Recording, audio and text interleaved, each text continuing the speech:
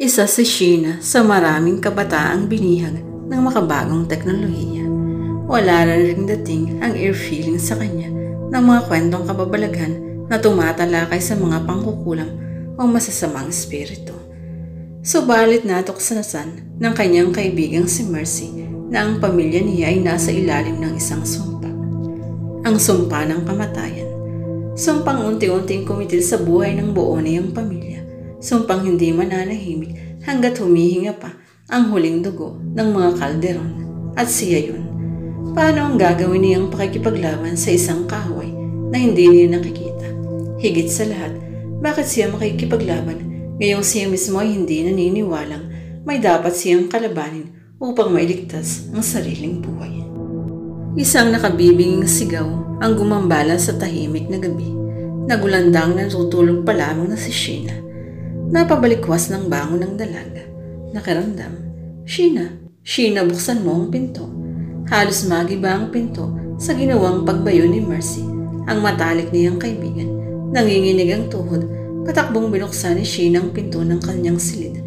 Bakit Mercy? Paragasang pumasok ng silid ang kaibigan at pabalyang isinara ang pinto. Hapong-hapong naupo ito sa gilid ng kama. Sapo ng mga kamay ang dibdib. Multo, may multo rito, Sheena.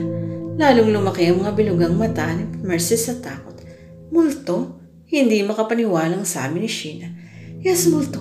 A ghost. Ano ba? Niyugyug siya ni Mercy para matiyak na gising nga siya. Niyugyug din niya nag-hysterical na kaibigan. Calm down, Mercy. Walang multo rito. May narinig akong boses. Nananaghoy. Tila humihingi ng saklolo. Parang galing sa ikilaliman ng lupa ang boses.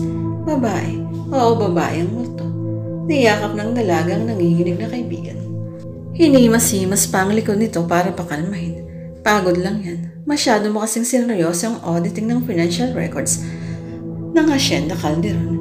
Besides, first night mo rito sa bahay Hacienda namin, kaya kung ano-ano ang napapanaginitan mo. Excuse me, sigaw ni Mercy. Kumawala ito sa kanya. Tinapos ko lang ang 2006 inventory at nahiga na ako.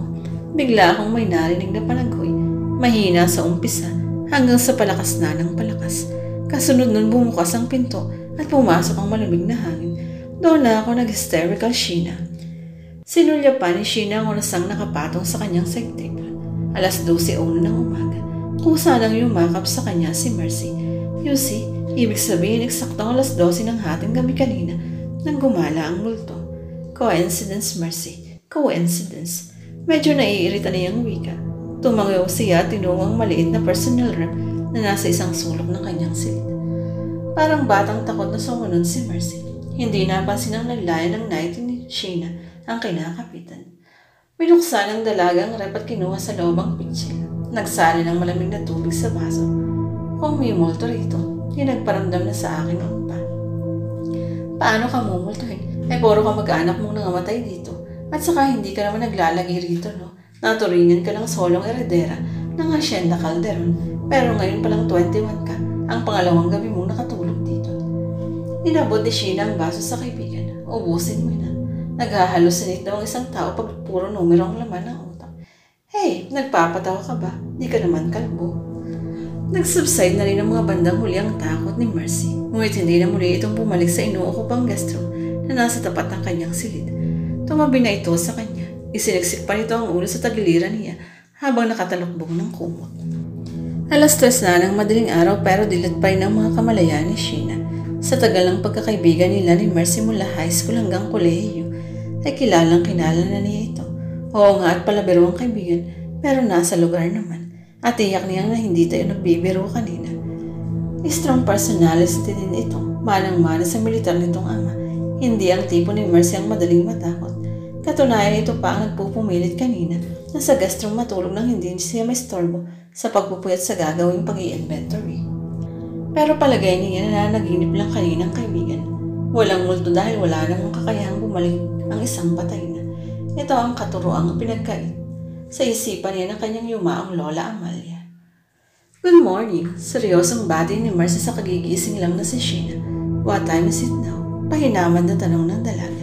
It's almost 8 o'clock na. Mas napuyat ka pa kaysa sa akin para kung ikaw ang minultong kagabi.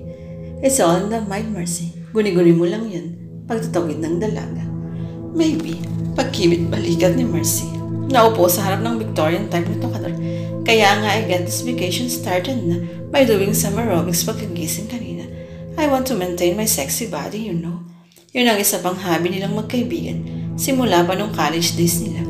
Ang mag-aerobics after classes nang manatili ang magandang hubog ng kanilang baningkilitang katawan.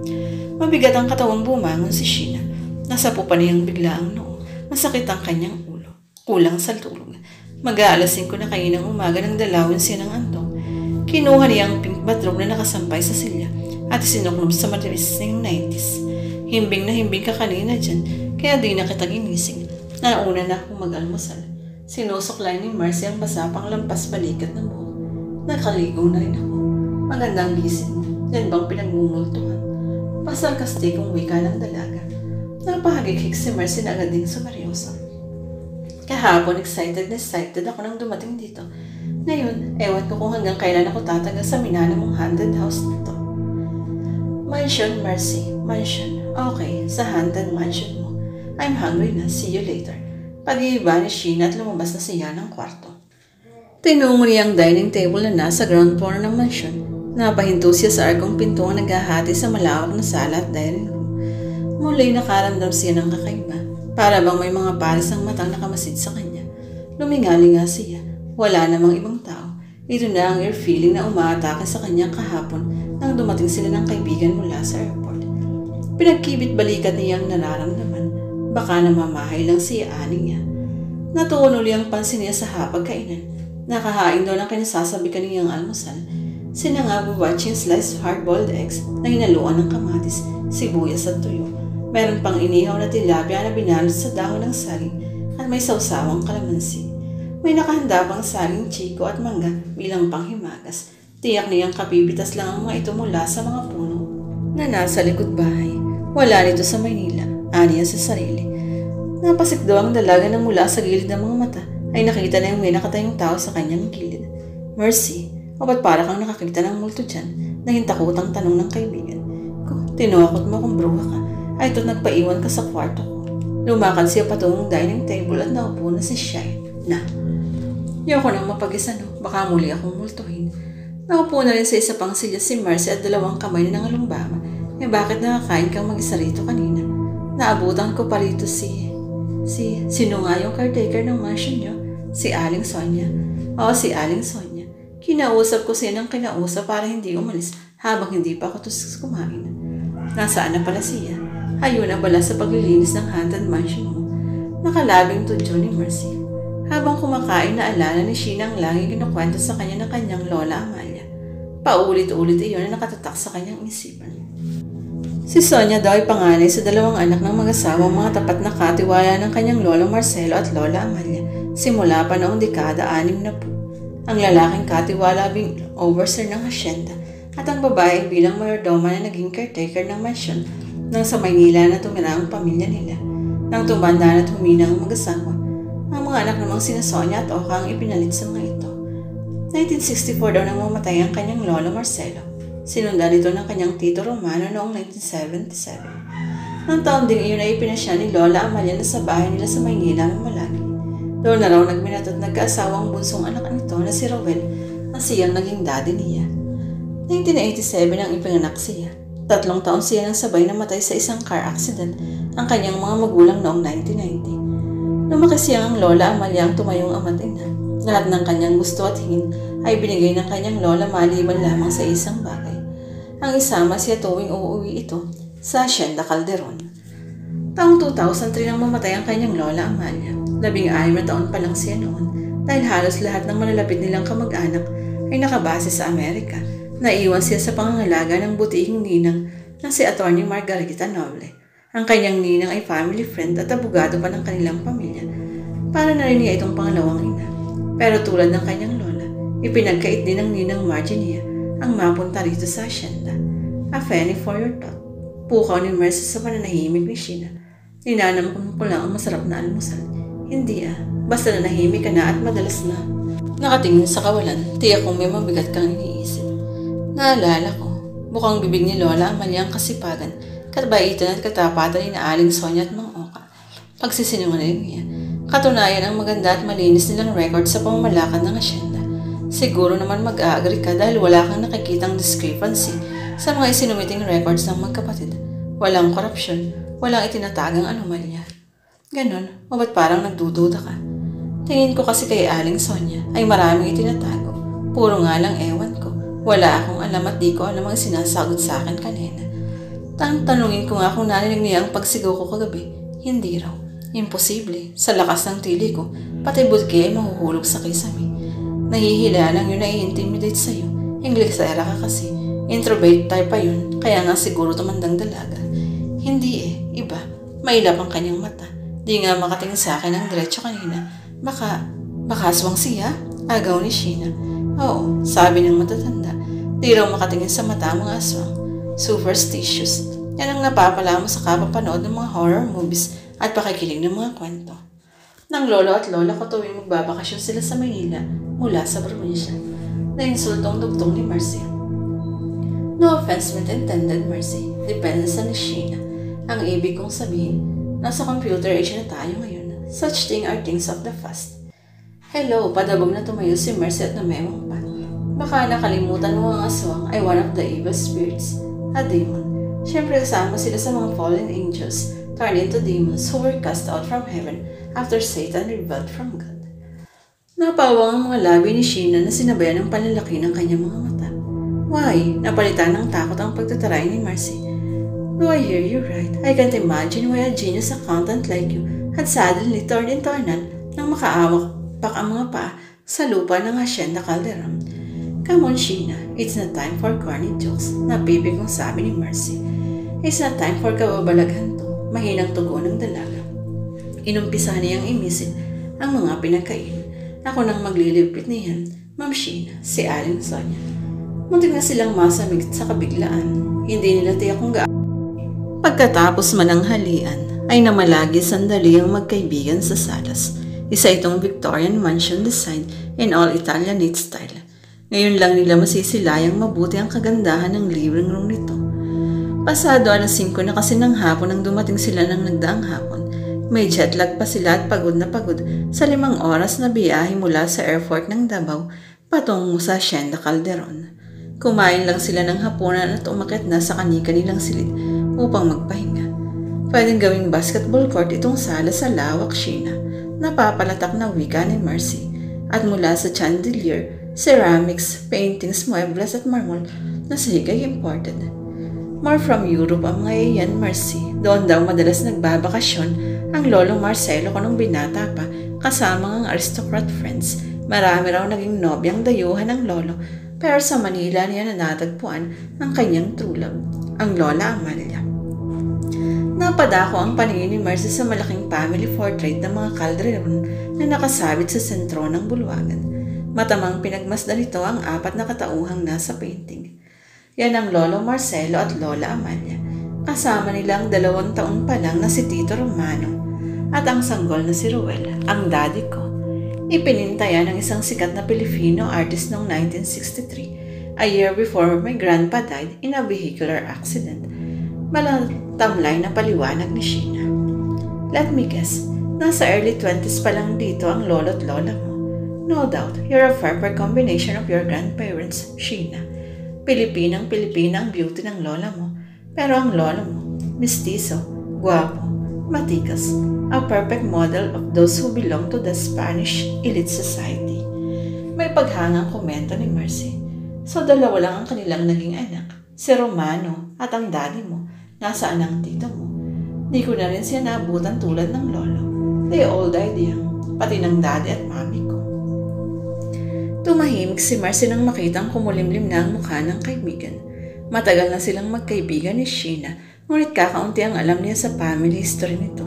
Marahil dahil limitado rin lang ang kinukwento ng lola nito dito. Lagi siyang pumupunta sa bahay ng mga ito sa Pasig. Naiintriga siya sa karakter ng Lola Amalia. Walang dulang mabait na pagkumbaba ito, pero kakaiba ang pagiging tahimik. Kakaiba sa karaniwang matatanda. Hindi nagkukwento ng mga nakaraan. Hindi tulad ng grandparents niya na paulit-ulit na ikinuwento ang buhay ng mga ito mula sa pagliligawan ng mga forefathers hanggang sa pag-uulyani ng mga ito. Malimit din siyang kwentuhan ng mga ito ng mga mito at alamat kasama ang mga kwentong kababalaghang nangyari daw sa tunay na buhay nang nasa probinsya pa nila sa Bicol. Hindi rin iakalain ganito kayaman ang mga Calderon sa Maynila, nasa middle class na subdivision at hindi naman matatawag na mansyon ng tirahan ni Sheena. Pagamat may kotse pero hindi naman milyon ang halaga. Akala niya, tulad nila ay middle class din ang mga ito na may ilang ektaryang lupain sa probinsya.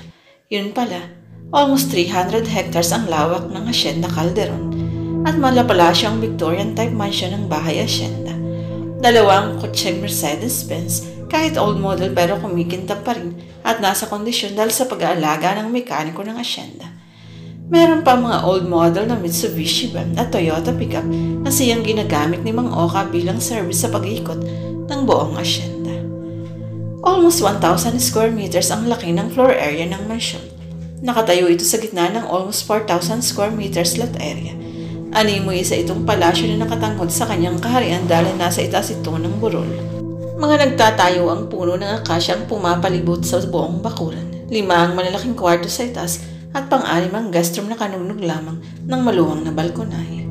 Sa tansya niya, 2,000 square meters ang lawak ng hardin sa likuran na may iba't ibang puno ng bungang kahoy at species ng orchids at bulaklak. May malaking parehabang swimming pool na nasa tabi ng back porch ng mansyon. Wala nga lang itong tubig dahil tauhan lang naman kung makauwi si Lola Amalia. Naputol sa pagmumuni-muni si Mercy nang biglang napalingon sa likuran niya si Sheena. Bakit? From the corner of my eyes, may nakita akong taong nakatayo diyan, pero biglang nawala ng lingurin ko. Nakaturo si Sheena sa malaking argong pintuan patungong dining room.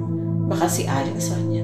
Mga nga, kabadong sang-ayon ni Sheena na agad dumungo sa malaking bintana ng sala kung saan tanaw ang isang bahagi ng malawak na hardin na nasa likuran ng mansyon.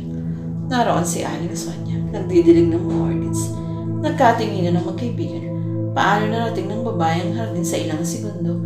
Kayong halos 20 metro ang layo ng hardin mula sa backdoor ng dirty kitchen. Baka si Mang Oka. Patay mali siyang hula ni Sheena. Halika sa balkonahe, Mercy. Hinila na ni Sheena ang kaibigan. Kinakabahan ng dalaga. Tiyak niyang hindi rin si Mang Oka dahil wala pa ang Toyota pickup sa garahe at lalong hindi ang mga gwardya nila. Namamalikmata lang siguro siya. Aniya sa sarili. Namamalikmata lang. Nasa myo ni Sheena ang preskong hanging banayad na humalik sa kanyang pisngi. Mula sa balkonahe, matatanaw niya ang buong kapaligiran. Malamig sa matang tingnan ng napakalawak ng patagang taniman ng niyog at palay. Mula sa paanan ng burol, half kilometer ang layo ng malawak na residential area kung saan nakatira ang halos lahat ng manggagawa ng niyugan at palayan. Ang bawat bahay napapalibutan ng mayayabong na mga punong kahoy kung kaya't mga bubong na lamang ng mga ito ang makikita niya. Sa kanlurang bahagi ay nakahimlay ang mahabang ilog na hindi alam kung saan humahanggan. Ito ang source ng patubig para sa palayan. Sa silangan naman ay makikita ang mahigit 3 kilometrong tila gumagapang nahas na simentadong daan patungo sa kabahayan. Hindi mahirap ang transportasyon sa nayo nila. Marami-rami rin sa kanilang manggagawang nagkaroon ng sariling tricycle sa pamamagitan ng loan. Ito ang tumutulong sa mga manggagawa to augment their income kung off-reason ang palayan at niyugan. Sa ganda ng tanawin na kalimutan ni Sheena ang pangit na nararamdaman simula pa nang dumating sila rito kahapon. This place is perfect for a grand vacation, Sheena. For me, it's paradise. Na isa tinig ng kaibigan ang gusto rin sana niyang sabihin. Hindi ko lubos maisip kung bakit ipinagkait ito noon sa iyo ni Lola Amalia at ni Attorney Noble. Iyon ang gusto kong tuklasin, Mercy. May halong pagtatampo sa boses ng dalaga. Nagtatampo siya sa Lola Amalia niya dahil nagsisinungaling ito nun sa kanya. Ipinrograma ng agwela ang isipan niya na wala pang 20 hectare ang lawak ng Hacienda Calderon. Bulubundukin, hindi simentado ang daan, kaya hindi magandang bakasyonan. Pero gayon na lamang ang pagkagulat niya nang iuwi rito ang labi ng kanyang lola para mailibing katabi ng puntod ng kanyang lolo. First time na nakaapak ang mga paa niya sa Hacienda Calderon. Kabaligtaran pala lahat ng mga ikinuwento ng kanyang lola. Pati ang mga ipinakitang larawan ito sa buong bahay Hacienda ay pilitin lang. Ang naroon lang sa lumang photo album nila ay ang litrato ng mga silid. Wala ang mga bahagi ng bahay Hacienda at bakuran na magpapakita ng tunay na kariwasaan sa buhay. Gusto pa sana niyang mag-stay sila ng kahit isang araw lang pagkatapos mailibing ang lola. Pero hindi pumayag ang ninang Marginia. Nagmamadali itong makabalik ng Maynila. Marami pa raw kasi itong aasikasuhin mga nabinbing kaso sa pinagtatrabahuhang law firm. May nahalata siya noon sa kanyang ninang. Hindi ito humihiwalay sa tabi niya habang nakaboro lang kanyang lola. Di ayaw siyang ipakausap sa mga katiwala nila sa asyenda. Kaya nanatiling sa kwento niya nakilala sina Aling Sonia at Mang Oka. Naudlot ang pag-iisip niya nang tumunog ang kanyang cellphone. Umaliwalas bigla ang kanyang mukha nang mapagsino ang caller. "Hello, Ralph. Musta nang love ko? Heto nalulungkot. 2 araw pa nga lang inamimiss na kita." Lumambing ang boses ng dalaga. Umikot ang eyeballs ni Marcy. Kahit kailan so corny ng magnobyong ito. Aniya schoolmates nila si Lark. Mahirap lang pero matalino kaya naging scholar. Isa ng certified architect at kasalukuyang nagtatrabaho sa isang kilalang kumpanya sa Makati. Bale ito ang first at siguro magiging last boyfriend ng pihika niyang kaibigan. Dinampot ni Marcy ang teleskopyong nakapatong sa lamisetang pinagtuntungan nila ng merienda. Magsa-sightseeing na lang siya kaysa makinig sa kakornihan ng dalawa. "Kailan ba talaga ang flight mo papunta rito lang?" Ani Sheena. "I've already started packing up my things, love. By next week na riyan ako." "Ano ang tagal nun? Sabi mo 2 days after lang isusunod ka na rito sa amin." Tampo ng dalaga. "Ang dami ko pa kasing aasikasawin dito sa office. Akong pinagbibili na ng boss ko na nasa bakasyon din ngayon. Ikaw kasi, ano bang pumasok sa kukote mo at bigla kang nag-resign sa maganda mong work at sumagsad dyan? At bakit ka lumabag sa utos ni Atty. Noble na huwag pumunta riyan? Nakaiglang tawag na ngayon sa akin. Ba't hindi ko raw sinabi sa kanyang may bala ka palang ganyan? Ang bamalay ko ka ako. Nagulat na nga lang ako nang tumawag ka kahapon at sabihing nasa na-air airport ka na. Papuntang Davao. Hayun, kandara pa ang pobre matapos agad ang final hearing ng kasong hinahawakan. Sa ngayon para makasunod na sa'yo. Nagsermon ka pa riyan. Kung galit niyang saway. Pumili ka. Susunod ka ba o hindi? Mataray niyang sabi. Spoiled din siya sa nobyo. Alam niyang mahal na mahal siya at hindi nito magagawang magalit pag magdedemand na siya. Siyempre susunod. Takot ko lang. Miss na miss ko na nga ang halikat yakap mo. And who knows, baka pumayag ka na this time na patunayan ang pag-ibig mo sa akin. Hanggang yakap at halik ka lang, no? Napahagikik ang dalaga. Saka na ang bagay na yan pag nagawa mo ng design ang magawang isang first class subdivision ang Hacienda Calderon. Call, sisiw lang ang 20 hectares sa akin. Pagmamalaki ng binata. Nabahala si Sheena. Ano kaya ang magiging reaksyon ng nobyo pag nalamang almost 300 hectares? Ang kanyang minanang asyenda na isa siyang multi-millionaire. Hindi kaya ito ma-intimidate sa pagsiself-pity and worse lalayo sa kanya. Mahal na mahal kita. Buong katapatang na wika niya. Sa kanan niya po problemahin iyan. Same her love. Ilang palitan muna ng I love you bago natapos ang kanilang pag-uusap. What's up? Ay, napaigdat si Marcy nang dumampay sa balikat niya ang kamay ng kaibigan. Muntik pa niyang mabitigwan ang hawak na teleskopyo. Nagiging matatakotin na yata ang dating tigasin na Mercy, ha? Dito lang sa Haunted Mansion mo. Ano bang weird things ang nakita mo, Trudis? Kinuha ni Sheena ang kaibigan ng teleskopyo. Hindi mo nabanggit sa akin na may kapitbahay ka. May isang malaking villa dyan sa at mas haunted pa sa itsura kaysa rito. Nakaturo si Marcy sa ibang bahagi ng burol. Bagamat maraming matataas na punong kahoy ang nakaharang, makikita pa rin sa pagitan ng mga trunks ang main door ng isang Spanish-type villa. Puti ang kulay na naging abu-abuhin na sa paglipas ng panahon. Yan ang villa ni Don Rodrigo Monteclaro. Seryosong wika ni Sheena. Ayon sa lola, ang Don ay matalik na kaibigan ni Lolo Marcelo. Yun ba yung nakita kong lalaking lumabas ng villa in his 40s? Mistiso sana, kaya lang parang distorted ang figura. Patay na raw ang Don. Marahil si Adolfo Montecarlo ang nakita mo, nag-iisang anak ni Don Rodrigo. Sumilip sa teleskopyo ang dalaga at tinumok ang window ng villa. Ba't ganun? Parang hawi ang itsura kay Frankenstein. Na-aksidente raw yun ng kabataan niya. Napektuhan ng mga buto. Grabe, ano mga aksidente yun? Parang ditiring tanong ng kaibigan. Di ko na kainulot ang lola. Napakatipid niyang magkwento kapag tungkol sa lugar na ito ang tinatanong ko. Nandiyan na ba si Frankenstein? Si Adolfo. Wala na. Mabuti ka pa nga at nakita mo siya. Hindi nga raw nakapagtapos yun ng kolehiyo dahil laging tinutukso sa itsura niya.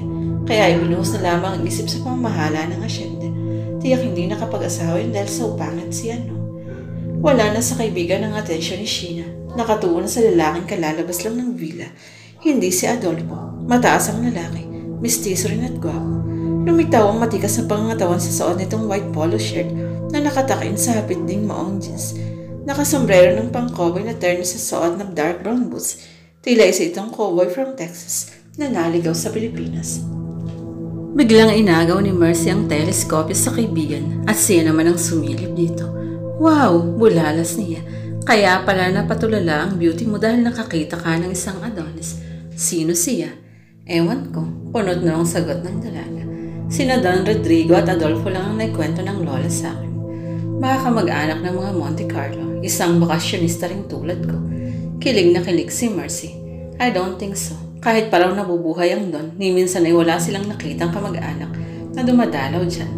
Tayo lang daw dito yun. Siya ang nakabili ng malawak na lupaing kanunnog lamang ng Hacienda Calderon noong dekada 50. Tila mahaba-habang istorya yan kapag nag-uumpisa tayo ng 50s. Dito na lang tayo mag-start kay Adonis. At least pang 21st century siya. Who's he? No idea nga eh. Umiiwas lagi ang lola kapag marami na akong tinatanong tungkol sa mga Monte Carlo.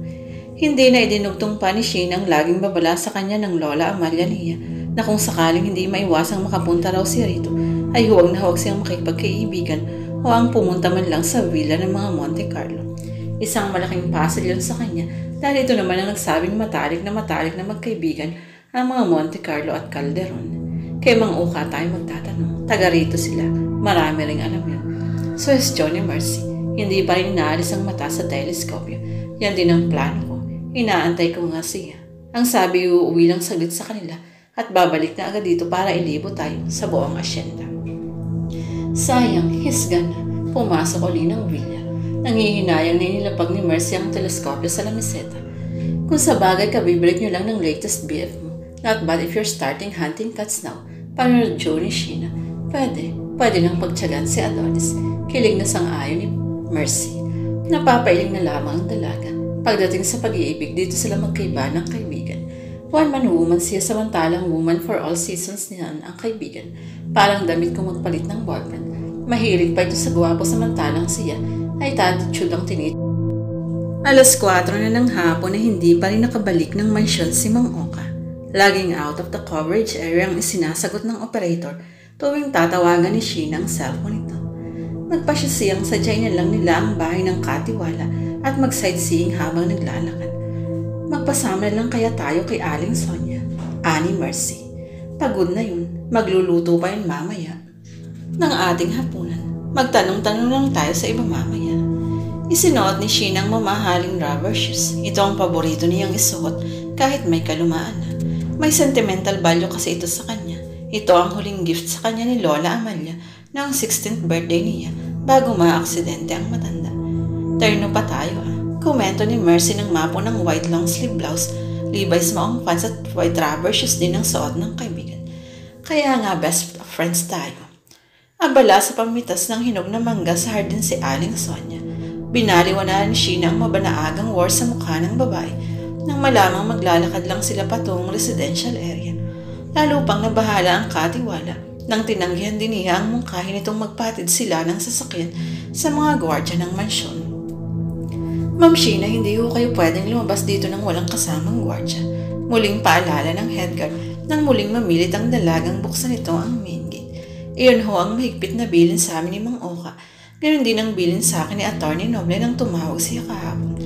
Don't worry, hindi kayo mapapagalitan o mapapaalis na ngayon kapag sinabi kong pinilit ko lang kayo. Pigil ang inis na wika ng dalaga. Sige na, pakibukas nyo na ho. Ngam galilita lang kaya, payag na akong maglalakad kayo pero pasasamahan ko kayo sa 4 kong tauhan. Mahala, galang na suhestyon ng headguard. Nagkatinginan ng magkaibigan. Ano kaya ang magiging reaksyon ng mga tao pag nakitang napapagitnaan sila ng 4 na armadong security guards habang naglalakad? Wait a minute ho. Naaamis na sa band ni Mercy. Hindi ho kami susugod sa gera. Lalong hindi kami mga presidential daughters. Magsasightseeing lang ho kami. Pero ma'am, teka ho, sambot ng dalaga. Ang sabi sa akin na Aling Sonia at Mang Oka ay napakabait at napakatulungin ng lola ko sa mga tao rito. Kung kaya't mahal nila at nire-respeto ang pamilya namin. Kaya nga kahit mag-isa lang dito si Aling Sonia at kahit naiiwan niya ito ng walang tao, ay walang nagtangkang magnakaw o pumasok man lang dito. Ngayon nga lang nang dumating kami kahapon nagkaroon ng gwardiya rito. At 5 pa kayo ha. Napakamot sa batok ang headguard nang makitang medyo galit na ang dalaga. Sorry ho talaga ma'am. Sumusunod lang kami sa utos. Oo nga ho ma'am. Seryosong sang-ayon na kababatang gwardiya. Teka nga, sino ba ang amo rito? Asik ng dalaga na nagpamewang pa. Kayo ho, duwit pa ang 2 gwardiya. O ako pala bubuksan niyo ba ang gate o hindi? Humigit kumulang kalahating kilometro ang layo ng mansyon sa kabahayang malapit sa paanan ng burol. Iba't ibang puno ng bungang kahoy ang nasa bawat gilid ng 3 metrong lapad ng simentadong daan. Sa isang gilid nun ay matataas na bakod ng cyclone wire na humahati sa lupain ng mga Calderon at Monte Carlo. Halatang nai-enjoy ng magkaibigan ng kanilang paglalakad. Napansin ko, hindi yata mahilig sa prutas ang mga tao rito. Ayan, mga ibon lang at insekto ang nakikinabang. Aba, ang mahal-mahal ng mga yan sa Maynila. Nanghihinayang na komento ni Mercy. Marami rin daw mga tanim na prutas sa mga tao rito, kaya di pinapansin yan. Saka walang nangangas makialam sa lumang pag-aari ng mga Calderon. Ganyan nila nire-respeto ang pamilya ko. Pagmamalaki ni Sheena. Taray mo kanina sa mga guards pag-iiba ni Mercy. Parang hindi ikaw ang kaibigan kong mapagkumbaba at hindi mayabang. Nang kasi naiinsulto na ako, Mercy. Okay lang kung sunod-sunuran ako sa lola at ninang Margie noon dahil bata pa ako. Pero ngayong nasa hustong gulang na ako at minana ko na ang asyendang ito, ay parang wala pa rin akong saya. Napatangutan mo si Mercy. May kung ilang beses nang naihinga sa kanya ng kaibigan ng tampo nito sa lola, tuwing nabibigong makasama sa pagbabakasyon sa asyenda. Sa kwento lang at picture nito nakakita. Ilang sandali pa ay bumungad na sa kanilang mga kabayan. Gawa lamang ang mga ito sa light materials. May ilang matatanda at bata silang nakasalubong sa daan. Ang mga matanda ay bahagya munang sasaludo sa kanila bago lilis ng dinadaan. At ang mga bata naman ay agad na bumabalik sa pinanggalingan nila at papasok sa kanilang bahay. Ba't ganun? Parang umiiwas sila sa atin. Napakapit si Mercy sa braso ni Sheena. Curious o nahihiya lang ang mga yan. Madalang lang kasi silang makakita ng taga Maynila. Sa kami, na siguro sila na ako ang apo ni Lola Amalia. Kaswal na sagot ng dalaga. Parang hindi Parang may nakita silang nakakatakot na kasama natin. Baka ikaw yun. Maputi ka na kasi. Nag-take ka pa ng metatyne. Kaya yan, para ka ng zombie sa kaputi. Nakangiting wika ni Sheena na nilakihan ang mga hakbang. Batukan kaya kita dyan. Napipi kong angel ni Mercy. Kidding aside, bakit bawat madaanan nating bahay ay nagsasara agad ng mga bintana? Palingon-lingon pa si Mercy habang naglalakad. Paranoid ka talagang bruha ka. Tumigil ka na at nahahawaan ako ng nervous mo ha. Kung may galit na si Sheena. Pero ang totoo, nawiwirdohan na rin siya sa ikinikilos ng mga tao. Nakailang tanong muna sila bago nila natunton ang hinahanap. Isa itong lumang bungalow na may katamtamang laki. Sa kalumaan na babakbak na ang puting pintura nito. Halatang hindi pa napapangalaga ng mga halaman sa paligid. Nagkalat din ang mga tuyong dahon ng mangga na nagsisilbing bakod na napakalawak na bakurang iyon. Sa bandang likuran ng bungalow ay makikita ang iba't ibang farm equipments at 2 malalaking warehouse. Sa harapan ay ang nakahilerang sako ng pala at kopra. Tiyak ni Sheena na ito ang ginagamit na compound ng kanilang asyenda. Nagtataka siya kung bakit hindi inilagay ito malapit sa kanilang mansyon para madali sa kanyang lola ang makausap si Mang Oka. Tao po. Medyo nilakasan ni Sheena ang pagkatok. Alam niyang nasa loob si Mang Oka dahil nakaparada sa gilid ng bahay ang Toyota pickup. Nakailang katok pa siya bago bumukas ang pintuan. Iniluwan niya si Oka. Katamtaman ng taas, sunog ang balat dahil sa laging nakabilad sa araw. Nasa early 40s na ito. Matipuno ang katawan at malakas pa rin dahil walang bisyo.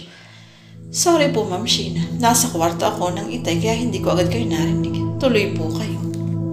Naupo siya sa mumurahing sopa ng agad na padako ang atensyon nila sa nakabukas sa pintuan ng kwarto. Mula sa kinauupuan ay nakikita nila ang matandang lalaking nakaratay. Ayon sa napagtanungan namin, kararating niyo lang daw mula sa bayan. Panimula ni Sheena na hindi inalis ang tingin sa nakaratay. Biglang tumaas ang BP ng itay kanina, kaya isinugod ko sa ospital sa bayan. Komplikado ng sakit niya. Mahalangkot na pahayag ni Oka, kaya pala hindi ka na nakabalik sa mansyon. Tatawagan ko sana kayo pero lobat na palang cellphone ko. Ba't kayo lang dito ng itay mo? Usisa ni Mercy. Kamamatay lang ng inay. Pinagbakasyon ko naman sa Maynila ang asawa ko 3 anak. Sabay kumunot ang noo ng magkaibigan. Nagtataka sila. Bakit pinagbakasyon ng mag-ina gayong kailangan ito ngayon ang tulong at pag-aalaga sa may sakit? Matanda ng itay. Kaya nga bibitawan ko ng pagiging overseer ng asyenda. Gusto kong maalagaan siya ng mabuti. Paliwanag ng lalaki na parang nawala ng iniisip ng magkaibigan. Lalong kumunot ang noo ni Sheena. Pwede namang kumuha ka ng mag-aalaga sa itay mo. Ako nang magpapasweldo. O kaya idalhin natin siya sa City Hospital. Sasagutin ko na rin ang pagpapagamot. Wala pang 70 ang iyong itay. Malakas pa siya. Dodoblehin ko pang sweldo. Panunuyo ng dalaga. Alam niyang malaki pa rin ang maitutulong ng katiwala. Kahit pa i-convert niya ang asyenda nito sa first class subdivision. Salamat na lang, ma'am. Mas makabubuting ipagbili niyo na lamang ang asyenda. Malungkot na si John Oka. Akala ko ba'y nag-usap na kayo ni Atty. Noble tungkol dyan? What's the matter with you people? Tuluyang nawala ang pagtitimpi ng dalaga. Bata pa ako'y pinangarap ko ng makatungtong sa Hacienda Calderon. This land is mine. No one can take this away from me. Maging si Pamela ay sa pagtaas ng boses ng kaibigan. Kilala na ito bilang isang soft-spoken lady. Di makabasag pinggan wika nga at lalong hindi ito mayamang. Kahit paalam ng multimillionaire na ito ay hindi pinagsigawan sa iba, lalo na sa mayamang nilang kaklaseng milyonarya daw. Sa kanya lang ito nagtapat noon. I'm sorry na bigla lang ho ako. Hinawakan ni Sheena sa braso ang nabibigla ring katiwala. Sheena, napalingon ang dalaga sa matandang nakaratay. Kahit mahina at paus ang boses, tiyak niya ito ang tumawag sa kanya. Bago pa siya mapigilan ni Okay, nakapasok na sila sa kwarto. Sumunod sa likuran niya si Marcy. Lolo, hinawakan niya ang yayat na braso ng may sakit. Lubha niyang dinamdam ang pagkamatay ng inay. Ani Oka, ipapagamot ko ho kayo, Lolo. Pilit ang ngiti ng may sakit.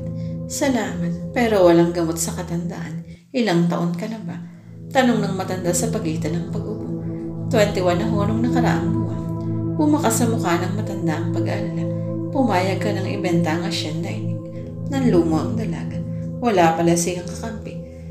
Diretsahin niyo ho ako, Lolo. Baka sakaling magbago ang isip ko. Patay na lahat ang pamilya mo. Ikaw na lang ang natitira. Hindi matatahimik ang sumpa hanggat hindi ka hihimlay kasama nila. Lalong inihit ng ubo ang may sakit. Nabanta ang magkaibigan. Sorry po, ma'am. Hindi na kaya ng itayang mahabang pag-uusap. Hinimas-himas ni Oka ang dibdib na ama. Lisanin mo ng lugar na ito. Ipangako mo. Pahabol pa ng matanda. Wala sa sariling napatang mo si Sheena. Ihahatid ko na kayo, ma'am. Tarantang alok ni Oka. Huwag na ho. Mas kailangan ka ng itay mo. Tila wala sa sariling lumabas ng bahay ang dalawa. Nagulat pa sila nang muntik na mabangga ang dalawang gwardyang nakaharang sa labas ng pinto. Agad na bawasan ang kabang nadarama nila nang makisa ang... Oh my God! Tama ang sapantaha kung may misteryong bumabalot sa pamilya niyo. Marahil nasa ilalim kayo ng isang sumpa. Oo, sumpa. Curse, umalis na tayo rito, Sheena. Umaalon sa kaba ang dibdib ni Mercy. Palakad-lakad ito sa harapan ng nakaupong si Sheena. Pwede ba manahimik ka muna sandali? Lalo akong natiten sa'yo. Sa wakas ay nabuka ni Sheena ang kanina pang nanginginig na labi. Parang robot na tumalima si Mercy. Naupo na rin ito sa gilid ng kama. Malinaw na kaya pilit kang inilalayo ng lahat dito dahil ayaw nilang tumalab sa iyong sumpa. Hindi lahat siguro may pagtapat sa iyo ni Atty. Noble dahil hindi ka maniniwala sa mga bagay na yan. Nasa po ng dalaga ang dalawang palad ng kanyang mukha. Pilit nire-recall ang nakaraan. Noong binasa ni Atty. Noble ang nakasaad sa testamento ng kanyang yumaong lola. Nagulat at lubhang nalula siya sa noon ay natuklas ang katotohanang matagal na inilihim sa kanya ng agwela. Dahil nag-iisa siyang eredera, ipinamamana sa kanyang mahigit 30 milyong cash ang lupa't bahay nila sa Pasig at ang halagang mapagbebentahan ng Hacienda Calderon. Kinwestiyon niya ang huling nakasaad sa testamento. Bakit aniya ibibenta ang asyenda gayong hindi naman ito nalulugi? Pagkus milyon pa ang iniaakyat nito sa kanila. Yun daw ang kagustuhan ng yumari. Pinatunayan niyo ng permadong kasulatan na nagbibigay autoridad kay Atty. Noble para ipagbenta ang naturang asyenda. 16 lang siya noon, minor de edad, kaya walang kapangyarihang hadlangan ang anumang gustuhin ng ninang Margie niya. Naghinala pa siya na baka gawa-gawa nga lang iyon ng kanyang ninang na interesado ang abogado sa kanilang lupain. Pwedeng ibenta lang iyon sa murang halaga sa mga kamag-anak o kaibigan nito at pagkatapos ay bibigyan ito ng malaking komisyon o probably a part of Hacienda Calderon. Pero kinalimutan niyang hinalang iyon dahil alam niyang hindi korap ang abogado at anak na ang turing nito sa kanya. Mabuti na lamang at hindi natuloy ang bentahan noon. Nagkasakit daw ang unang buyer at ang pangalawa ay kusa ng umurong. Ngayon pagkalipas ng 5 taon ay nasa hustong gulang na siya. May kapangyarihan na siyang magdesisyon. Kaya nga pagkatapos ng 21 kaarawan noong nakaraang buwan ay agad siyang nag-resign sa maganda niyang trabaho sa isang sikat na accounting firm sa Makati. Narinig niya kasi sa pag-uusap sa telepono ng ninang niya at ni Oka na magre-resign na nga ang huli kaya may dahilan na siyang pumunta sa pinapangarap na asyenda. Hinimok niya si Mercy, head ng kanilang accounting department, na mag-file ng leave at sumama sa kanya sa Hacienda Calderon para tumulong sa gagawin nilang inventory. Gagawin niyang isang piraso ang Hacienda Calderon. Hindi niya ito pagbebenta kahit patotoo ang sumpa. Bumukas bigla ang pintuan na siyang nagpabalik sa kanyang realidad. Maghahaponan na humam si Sonia. Natutop niyang bigla ang kanyang dibdib sa kabiglaan. Ay, magkaka-heart failure ako sa kasambahay mo ito. Nanggigigil na bulong sa kanya ni Mercy. Ito man ay nagulat din. Pagkatapos nilang maghapunan ay agad nang umakyat sa silid nilang magkaibigan. Ba't hindi mo kakausapin ngayong gabi si Aling Sonia nang maliwanagan ka sa pinagsasasabi ng kanyang itay kanina? May kung ilang ulit ng pangulit sa kanya ni Mercy. Ipagpabukas ko na Mercy. Pagod na ako. Naguguluhan ako. Kung ayaw mo ako na, maraming wika ni Mercy. Kailangang masolve na natin ang misteryo sa bahay niyo. Leave it to me. You better finish updating the inventories kung ayaw mo pang matulog, Mercy. So you're not resigned. Kahit pa nangangarib ang buhay mo, ay mananatili ka pa rin dito. At teka, paano naman ang beauty ko? Ayoko pang mamatay. Hindi ko pa natatagpuan ang right man for me. Hindi na kumibo ang dalaga sa tila batang pag-hysterical ng kaibigan. Patang-patang katawang nahiga siya sa kama. Well, ganito na lang. Samahan mo ako sandali sa master's bedroom. Kukunin ko doon ang mga lumang album ng pamilya niyo. Palagi ko may mga petsa roon ng kamatayan ng bawat membro ng pamilya niyo. May gusto lang akong tuklasin para mapatunayan sa iyo na totoo ang sumpa. Oh, there you are again. Hindi ka lang psychic. Nagiging numerologist ka na ngayon. Kung ayaw mo akong samahan, fine. Ako na lang. Lalabas na sana ng silid si Mercy nang bigla ay pumailan lang ang alulong ng isang aso. Pabanya niyang isinara ang pinto. Matapos ay patakbong nahiga sa tabi ng nagulat na si Sheena. Gustong matawa o mainis ng dalaga sa kaibigan. Inabutan niya ito ng kumot. Ba't ganyan kung malulong yun? Parang nananagoy. Nailagay pa ni Mercy ang kamay sa mga labi nito. Alagang aso yun ng tatay ni na Aling Sonia, yung nakaratay kanina. Iniwan daw ito sa kanyang pangangalaga. Ugali daw talaga niyo ng umalulong. Marahil namimiss ang dating amo. Pahablot na kinuha ni Mercy ang kumot at tinilakbong ito sa sarili. Pag gumanyan daw ang aso, ay may nakikitang multo o masasamang espiritu, Sheena. Mali, nakalimutan mo na yata ang pinag-aralan natin sa science na pag umaalulong daw ang aso, either nagugutom ito o kaya'y nalulungkot. Good night, Mercy. Angil nito. Basta ako pagdating na Ralph ay uuwi na ako sa Maynila. Kahit sweldoman mo pa ako ng 1 milyon isang buwan, ayoko nang maging accountant ng kaharian mo. Hindi ako si Barbaya. Ayokong mamatay sa sindak. Kinabukasan magaga pang nagpaalam kay Sheena si Aling Sonia. Ipinasundo raw siya ni Mang Oka na matay na raw ang kanilang ama. Agad na tinawagan ng dalaga si Mang Oka sa kanyang telepono. Nakumpirma nitong tunong ang sinasabi ni Aling Sonia. Kagabi raw mga alas 11 ng gabi ay nag-aagaw buhay ng may sakit. Maghahating gabi na raw ng bawian ito ng buhay. Kinilabutan ng magkaibigan. Matagal bago tumahimik kagabi ang kaalulong ang sinasabing dating alagang aso ng may sakit. Premonition ba yan dahil mamamatay na ang matanda? Nahanda ko ng aalmusal niyo at ipinagluto ko na lang kayo para sa tanghalian. Uuwi muna ako at babalik na lang mamayang hapon, ma'am. Maluhaluhang paalam ni Sonia. Ipapatid ko na ho kayo sa isang guard hanggang bahay niyo. Gamitin niyo ang van. Matapat na along ni Sheena. Salamat na lang, ma'am. Masigit na kailangan niyo ngayon ng maraming bantay. Sige, ipaabot niyo ulit ang pakikiramay ko kay Mang Oka. Matapos niyang ibigay ang 5,000 pisong abuloy, ay umalis na ang katiwala. Lalo akong nangamba sa tinoro ni Sheena. Kulang na lang sabihin niyang anumang oras ay sasalakay ang mga kaaway. Don't mind her. Tulad mo rin yun, matatakotin at mapamahin. Pagbubuhay, laliwan ng dalaga, pero sa kaibuturan ng kanyang puso ay naroon na hindi mapalawanan na pangamba. Walang kibo si Mercy habang nag-aalmusal sila. Tiyak ni Sheena na lukog na naman ang agam-agam ang puso ng kaibigan. Inaanalisa naman ito ang pinagdudugtong-dugtong ang mga pangyayari. Nagkataon lang siguro na nag-alulong ang aso kagabi at ang pagkamatay ng matandang amo nito. Mercy, pangalo ni Sheena. Coincidence? Taas ang kilay na sabi ni Mercy. Coincidence? Gagad ni Sheena. Muling nanahimik si Mercy. Pinagpatuloy lang ang pagkain. Nagkulong buong araw sa kwartong magkaibigan. Dinala ni Sheena ang gabagan sa kaibigan niya pinagpatuloy ang pag-update ng farm inventory. Inumpisahan pa lang niya ng 2008. Halos hindi naman napahinga ang cellphone ni Sheena ng araw na iyon. Hali-hali lang kung tumawag ang nobyong si Ralph at ang ninang Margie niya. Nagsisermon pa rin ang tono ng ninang niya pero nahihimigan na niya ang sobrang pag-aalala nito. Hindi tulad nung unang malamang nasa Davao na sila na puro sermon lang narinig niya rito. Mahigpit ang bili ng abogado na huwag muna silang lumabas ng mansyon o ang maglibot sa asyenda hanggang hindi pa nakakarating sila. Napupuna rin niya ang panayang sagot ng head guard sa cellphone nito. Tiyak niya ang ninang Margie niya ang kausap dahil panayang sulyap nito sa bintana ng kanyang kwarto. Naninibago naman siya nang tumawag ang nobyo. Wala nang dating kalambigan ng binata. Ang pumalit ay pag-aalala. Sundin mo ang lahat ng instructions sa iyo ni Atty. Noble lang. Pinakiusapan niya kung sumunod agad dyan sa inyo. Hindi talaga niya maiiwan sa ngayon ng kasong hinawakan niya. Ano bang ipinagtapat sa iyo ng ninang at tila pati ikaw ay nanginginig na riyan sa takot. Iritado na si Sheena. Mahirap ipaliwanag sa phone. Basta sundin mo muna siya nang makaiwas ka sa pamakan. Yun ang mas natitiyak ko sana ang aking kaligtasan kung alam ko kung ano at sino ang dapat kong iwasan. Napataas ang boses niya kung kaya't napalimon pa sa kanyang kaibigan. Listen love, days from now ay nariyan ako, so be obedient muna lalo na ngayon, okay? Kung hindi pa siya nangako ng katakot-takot ay hindi pa tinapos ng nobyo ang tawag nito. Hindi na niya sinabi kay Mercy ang ipinagbilin sa kanya ng dalawa.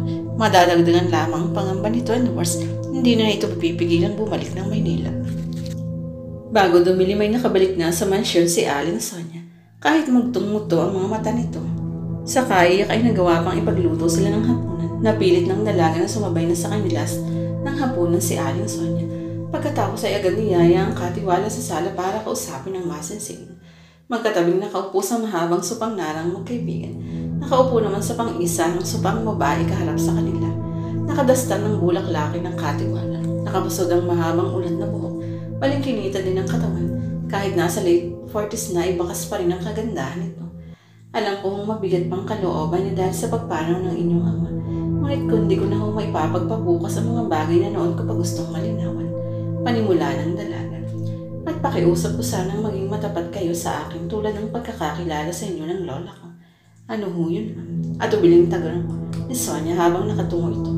Nakausap namin kahapon na yung itay niyo. May sinabi siya tungkol sa sumpa. May naging kalaban bang mortal ng lolo't lola dito? Umikot ang mga mata ni Sonia. Palinga-linga ito. Pakiramdam ni Mercy ay napapalibutan sila ng hindi nakikitang kakampi ng babae na handang dadalawang sa kanila oras na agrabeduhin nila ito. Wala ho akong alam dyan, nakatungong sagot ni Sonia. Ulyanin na ang itay, hindi na alam ang mga pinagsasabi. Pero ang lola Amalia, matagal nang naglingkod sa kanya.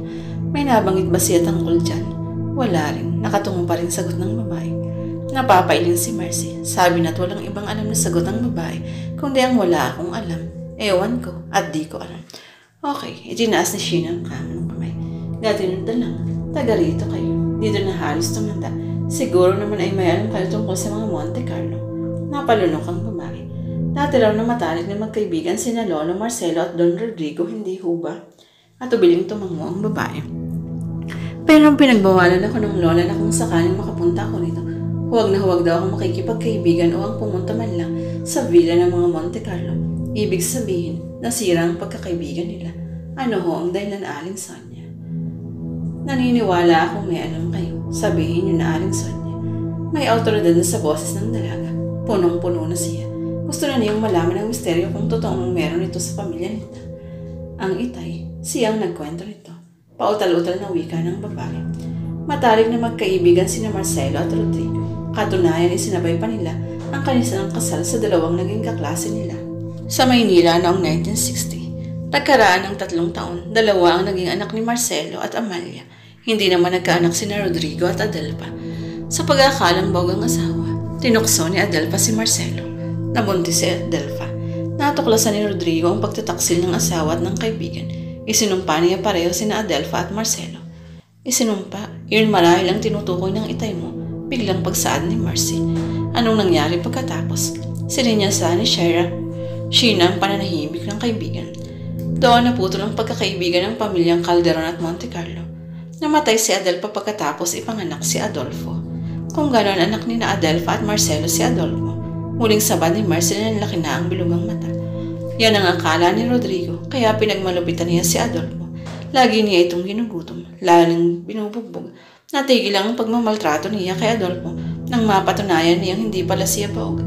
Nagkaanak siya sa ibang babae. So there, kapatid pala ni Adolfo, yung nakita nating gwapo kanina, Sheena. Anong pangalan niya?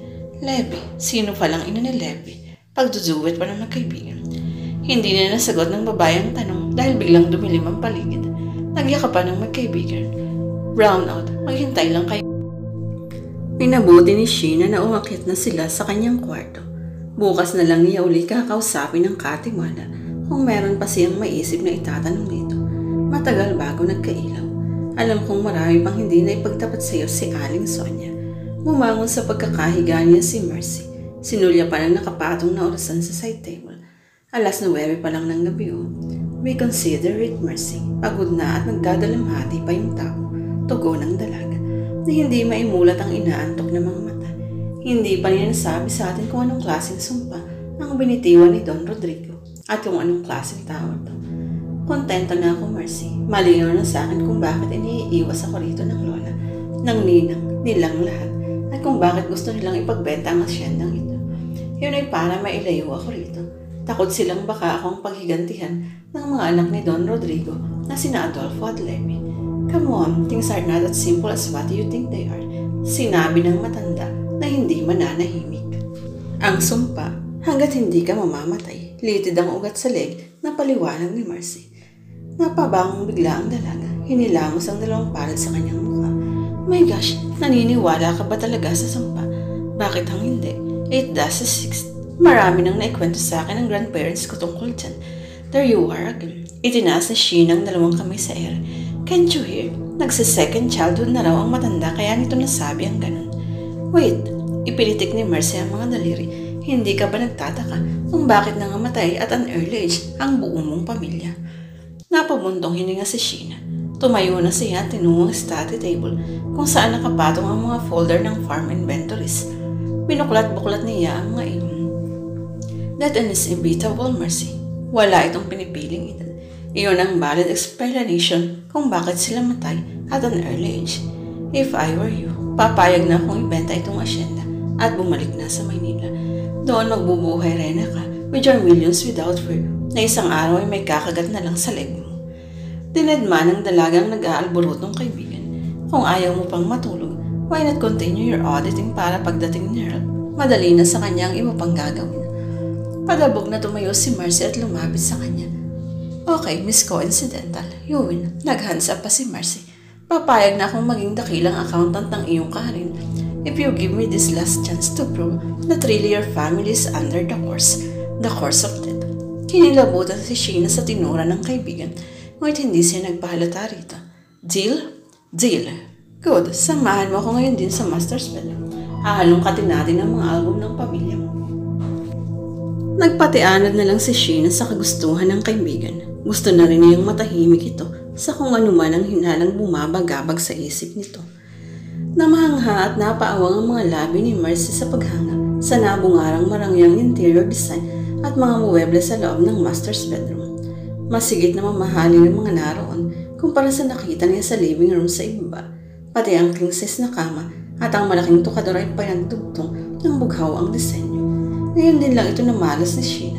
Hindi rin pala isinama ng kanyang lola ang larawan nito sa album na naroon sa bahay nila sa Maynila. Nakasabit sa bandang uluhan ng kamang life-size portrait ng mga bagong kasal.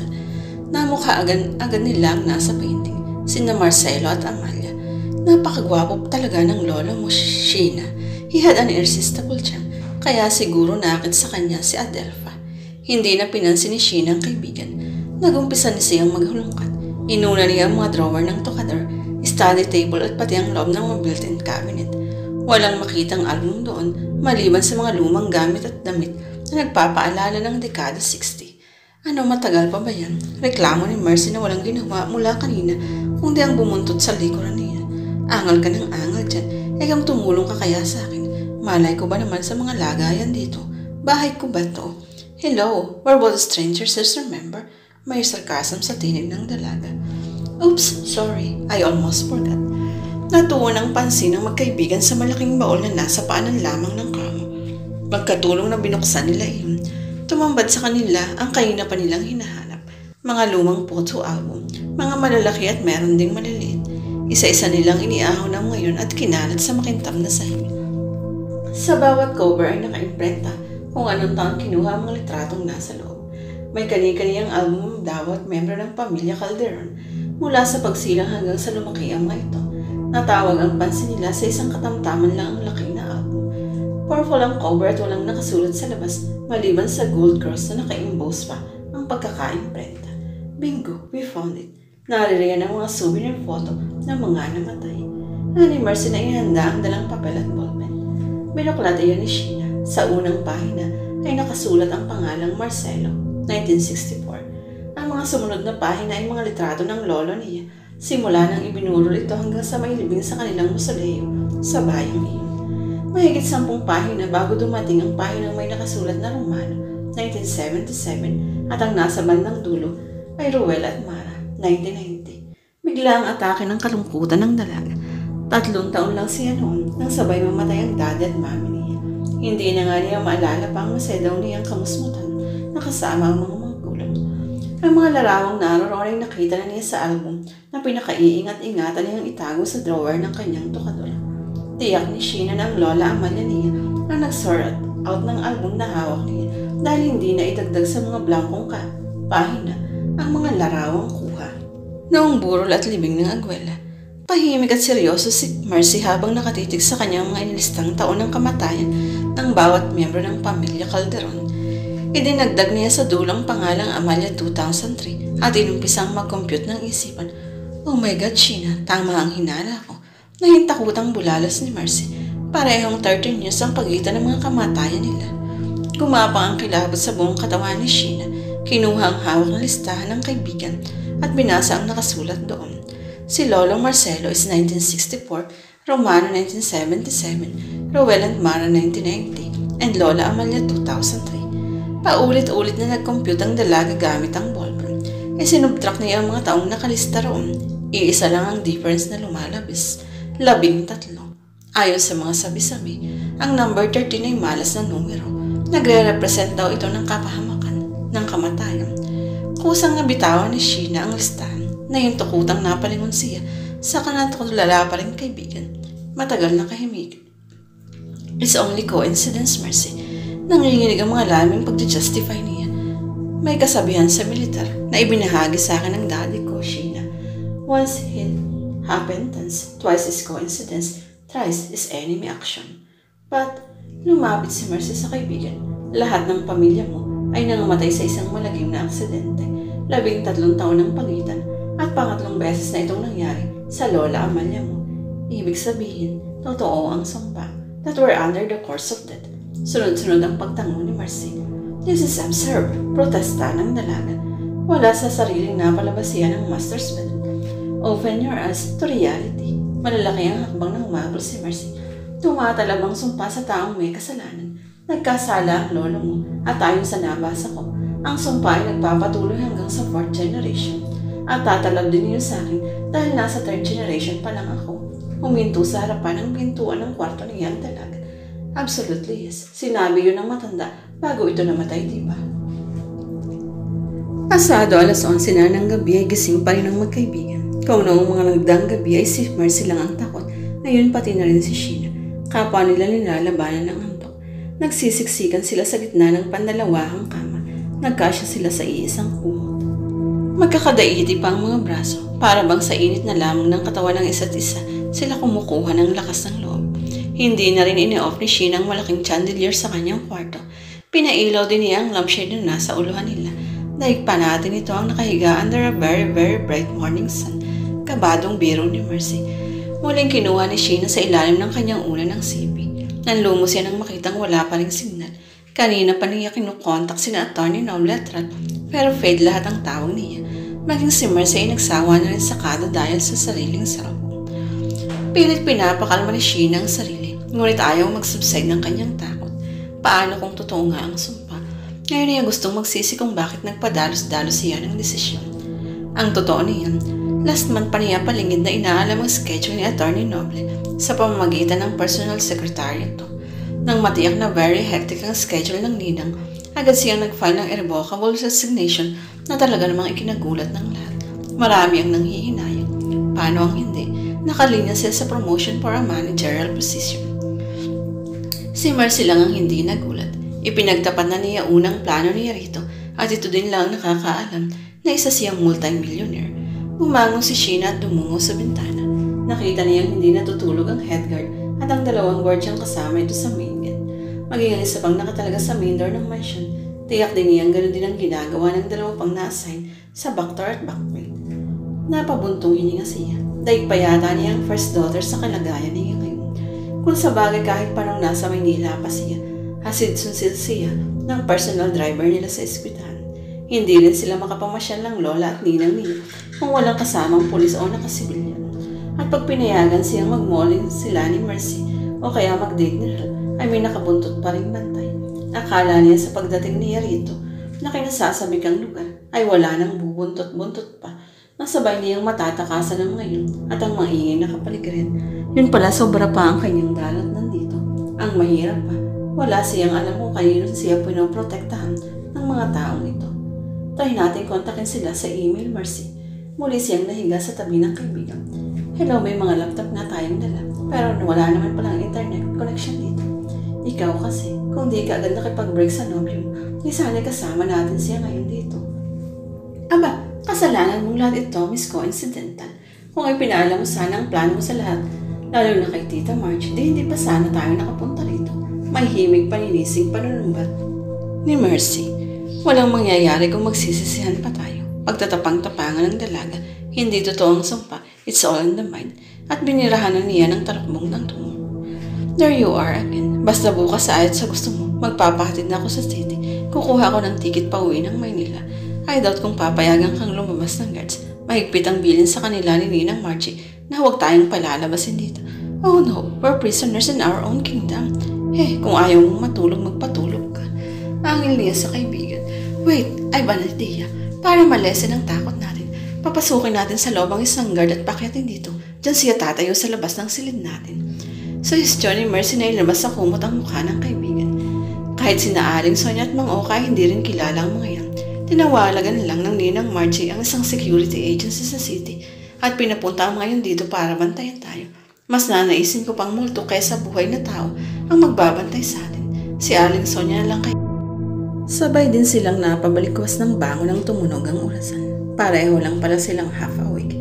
Inihudyat noon ang 12:00 ng hating gabi. Pati orasan niyo ay nakakatarot. Reklamo ni Mercy. Hinilot-hilot ang dibdib. Kasabay niyo niyang biglang pagkawala ng ilaw. Muntik nang masakal si Sheena sa biglang pagsalikod ng mga braso ni Mercy sa kanyang leeg. Brown out na naman. Huwag mong sabihin coincidence na naman ito. Tutuluyan na kitang sakalin ni Sheena. Magkahalong sindak at inis na wika ni Mercy. Hinagilap ng dalaga ang kanyang sipi. Nang makapayagan niya yung pinindot para umilaw ang screen. Ganitong oras din lumabas ang multo nung unang gabi natin dito. Tumigil ka nga, Mercy. Mas lasana ang takot kung hindi ka laging nag-hysterical dyan. Galit ngunit takot na sabi ni Sheena. Kinalas niya ang mga kamay ng kaibigan sa kanyang leeg at tumayo na. Ginawa niyang flashlight ang kanyang sipi. Tinungo niya ang study table at binuksan ang drawer. Kinuha sa loob ang isang kandila at posporo at sinindihan. Kahit paano ay nagkaroon ng liwanag ang buong silid. Hindi mo ba naisara ang pinto? Takang tanong ni Mercy nang makitang bagyang nakabukas ang pintuan ng kanilang silid. Hindi ba't ikaw ang huling pumasok kanina? Ganting tanong niya. Baka nakalimutan ko lang. Nagitla sila pareho nang may namata ang isang puting bagay na dumaan sa labas ng pintuan. Nakita mo, si Mercy. Alanganin ang tangong niya. Baka kasi namamalikmata lang siya. White lady, tuluyan ang napasigaw si Mercy. Hindi ha, baka si Aling Sonia lang yun. At chinek tayo dahil brown out. Halika, kusapin na lang natin siya. Yoko nga, kung siya yun ibig sabihin nagiging white lady siya pagsapit ng hating gabi. Yan ang masamang epekto ng kapapanood ng horror movies. Madaling matakot. Asik niya sa kaibigan, pero ramdam niya ang pangangalong ng kanyang mga tuhod. Bit-bit ang kandilang lumabas siya ng kwarto. Walang nagawa si Mercy kundi ang sumunod sa likuran niya. Madilim ang pasilyo. Hindi sapat ang liwanag na nagmumula sa kandila upang makita nila ng mabuti ang nasa unahan nila. Aling Sonia, mahinang tawag ni Sheena. Sabing white lady yun, huwag mong tawagin. Si Aling Sonia nga yun, ano ba? White lady sabi. Si Aling Sonia, siya nga ang white lady. Patient pa Sheena, patient. Pabulong na wika ni Sheena habang dahan-dahang binabaybay ang pasilyong iyon. Hayun ang white lady, bumababa ng hagdan. Paalis na sigaw ni Mercy habang nakaturo ito sa hagdanang pababa sa ground floor.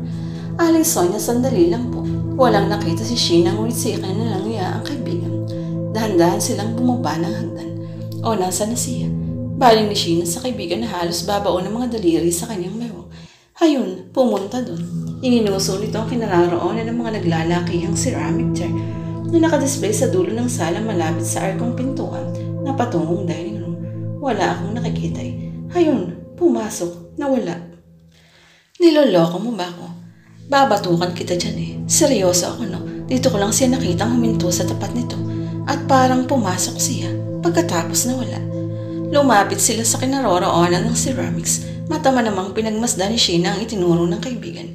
Isang hanggang bewang na bronze jar, mahabang may kalakihang leeg at may takip ang bunganga nito. Natatangi ito sa mga naroroong ceramic jar. Inilapit niya ang kandila sa takip ng bronze jar. Napahinto siya sa paghinga nang mabasang naka-engrave na pangalan doon. Rodrigo and Adelfa, 1960. Bakit napunta yan dito? Bulalas ni Mercy na umaalon ang dibdib. Yumin, bakit nagkaroon ng gamit dito ang mga Monte Carlo? Paglilinaw ni Sheena. Itanong natin kay Aling Sonia. Bukas na Mercy, tulog na siguro yun. Lalong nadagdagan ang kabang nadarama ng dalaga. Di gisingin. Bukas na nga lang eh. Huwag mo ipagpabukas ang bagay na pwede mong magawa ngayon. Paglilitan niya nang nanginginig na si Mercy. Paano nga natin makakausap ng matino yun kung white lady siya ngayon? Piloso pa, asik ni Mercy. Isang hindi mapakaling Sonia ang nakaharap nila ng umagang iyon. Mugto ang mga matang naglalakihan ng eyebags. Tila mas puyat pa ito kesa sa kanila.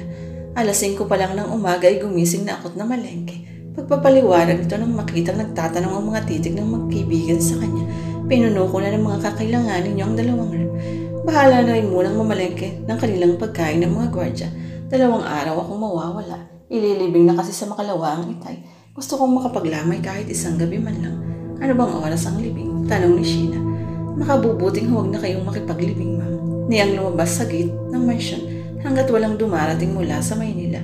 Tumawag kay Oka si Attorney Noble. Iyon ang mahigpit na yung bilin. Okay, sige. Pero may hindi ka pa nasasatanagot sa tanong ko, Aling Sonia. Muling nabahira ng kabang mukha ng katiwala. Sino ang ina ni Levi? Walang nakakaalam. Malimit daw lumuwas ng Maynila noon si Don Rodrigo. May bahay din daw iyon doon. Naiwan lagi sa pamamahala ni Adolfo ang kanilang lupain. May sabi-sabing baka anak daw iyon ni Rodrigo sa isang hostel sa Maynila. Anong klaseng pagkatao meron ang Don Rodrigo na yun? Anong klaseng sumpa ang binitiwan niya para sa lolo ko at anong ikinamatay niya? Napatungo ang katiwala, malalim na nag-isip, parang kumukuha ng buwela sa susunod na sasabihin. Dayo lang siya rito, walang nakakaalam kung saan ang lupalop nang galing. Misteryoso pero pala kaibigan. Nagsimula lang daw ang kalupitan nito nang matuklasan ang kataksilan ni na Adelfa at ng lolo mo. Napalunok muna ang babae bago nagpatuloy. Kung magalit daw siya ay parang demonyo. Anong klaseng sumpa, Aling Sonia? Sabad ni Mercy. Hindi ko alam. Kailan at anong ikinamatay niya? Untag ni Sheena. Di ko rin alam. Nanlumang magkaibigan. May itatanong pa ba kayo, ma'am? Basag ni Sonia sa panahimik ng amo. May nakita kaming bronze jar. Nakapangalan kina Rodrigo at Adelfa. Paano napunta yun dito gamit iyon ng mga Monte Carlo? Lumingon muna ang babae sa tinutukoy ng amo. Regalo yan ng lolo mo sa kasal ni na Rodrigo at Adelfa noong 1960. Nang masira raw ang kanilang pagkakaibigan, ipinasauli yan dito ng Don. Kanina pa nakalis ang katiwala, ay wala pa rin kibuan ng magkaibigan. What do you think? Nagugulo ang tanong ni Sheena sa kaibigan. Nagsisinungaling si Aling Sonia. Matatag na sagot ni Mercy. Tingin ko nga eh. Tiga kong marami siyang alam tungkol sa mga Monte Carlo. Hindi mo ba nahalata kanina sa tono ng panlita? Parang siya mismo ay nakaranas ng kalupitan ni Don Rodrigo. Matagal na nagpatay ang Don. Hindi pa siguro nagpanganak si Aling Sonia noon. Ewan, basta I have this feeling na We can't rely always on your intuition, Mercy. Maraming nagkakamali sa akala. Naghansa pa si Mercy. Minabuti niyang huwag nang kontrahin ang paniniwala ng kaibigan at tiyak niyang mauuwi na naman sila sa mahabang diskusyon. Walang ginawa ang magkaibigan ng araw na yun kundi ang muling magkulong sa kwarto. Ni ang magpahangin sa balkonahe ayaw na rin nilang gawin. Sa loob na rin sila ng kwarto na nanghalian. Iniakyat na nila kanina ang tanghalian. Pati ang meriendang magkatulong nilang niluto at inihanda. Laking pasalamat nila na magkaroon na ng signal ang mga sipi nila. Panay ang tawag ni Mercy sa kanilang opisina sa Maynila. Bilang respeto sa kaibigan, nagsisinungaling siya sa mga office mates nila na nai-enjoy nila ang bakasyon sa Davao. Tumawag din siya sa kanyang daddy na nakabase sa Camp Crame na huwag mag-alala at okay siya sa lugar ng kanyang kaibigan. Sorry, Mercy. Sorry for what? Pinilit kasi kitang maglito at sumamang magbakasyon dito. Niyakap ng mahigpit ni Mercy ang kaibigan. Napahigbi si Sheena at tuluyan ang nalaglag ang mga luhang kanina pa nagbabanta sa mga mata. Napaiyak na rin si Mercy. Ano't naging magkaibigan tayo kung sa ginhawa lang pala kita dadamayan? Di ba nung nagkasakit ang mami ko hanggang sa namatay, ay dinamayan mo rin ako. Ikaw na nga noon ang nagbayad ng mga old accounts ko para lang makagraduate ako kasabay mo. Naalala ko rin, hindi na pinabayaran ni Lola Amalia ang malaking halagang hiniram ng daddy ko para sa operasyon ng mami. Hindi na kasi kayo iba sa amin. Parang kapapilya na nga rin ako kung ituring ng parents mo at ng dalawang kapatid mo, diba? Oo nga, sabi nga nila. Para tayong kambal, inseparable. Pero kung alam ko lang noon na ganito pala kayo kayaman, hinimo ko sana ang daddy na 1 milyon ang hiramin namin sa lola mo. Luka-luka, sabay na napahagikik ang magkaibigan. Cheer up, life must go on. Pangalo ni Mercy. Pinahira ng likod ng palad ang mga luha sa pisngi ng kaibigan. Kung tatalam sa iyong sumpa, hindi ka pa mamamatay ngayon. May 8 taon ka pang nalalaki dahil 5 taon pa lang na yumao si Lola Amalia. Ganon, pilit ang ngiti ni Sheena. Pinahiran din ang likod ng palad ang mga luha. Ganon, gagan ni Mercy. And besides, why worry? It's all in the mind. It's only a coincidence. Superstition. Muling sumama ang panahon ng hapong iyon. Manakanak ay lumalakas ang hangin na sinabayan ng pabugso-bugsong pag-ambon. Binuksan nila ang 20 inches na TV sa loob ng kwarto para makapanood ng balita. Hindi maganda ang reception sa iilang channel na naaabot nito. Ini-off na lamang ito ni Sheena. Panahon pa kasi yan ni Kupong-Kupong. Dahil lang to sa weather blue ha. Baka may bagyong darating. Baka nga, kabadong sang-ayon ni Mercy. Muling nangamba si Mercy. Baka kasi muling mag-brown out mamayang gabi. Nagkakaroon na siya ng trauma sa gabi. Parang gusto na niyang maniwalang may third eye siya dahil hindi nakikita ng kaibigan ang kanyang nakikita sa dilim. Para maiwak siyang pangamba, pinagkasya ng magkaibigan ng mga sarili sa pagtawag sa kani-kanilang cellphone. Para preparasyon sa brownout, panay ang pagcha-charge nila ng mga CP kahit 1 bar pa lang nababawas sa battery charge nito. Tunay nang nabahala si Sheena dahil hindi makalusot ang tawag niya sa CP niya. Naisa na niyang i-confirm kung matutuloy na talaga bukas ang pangako nitong flight papuntang Davao.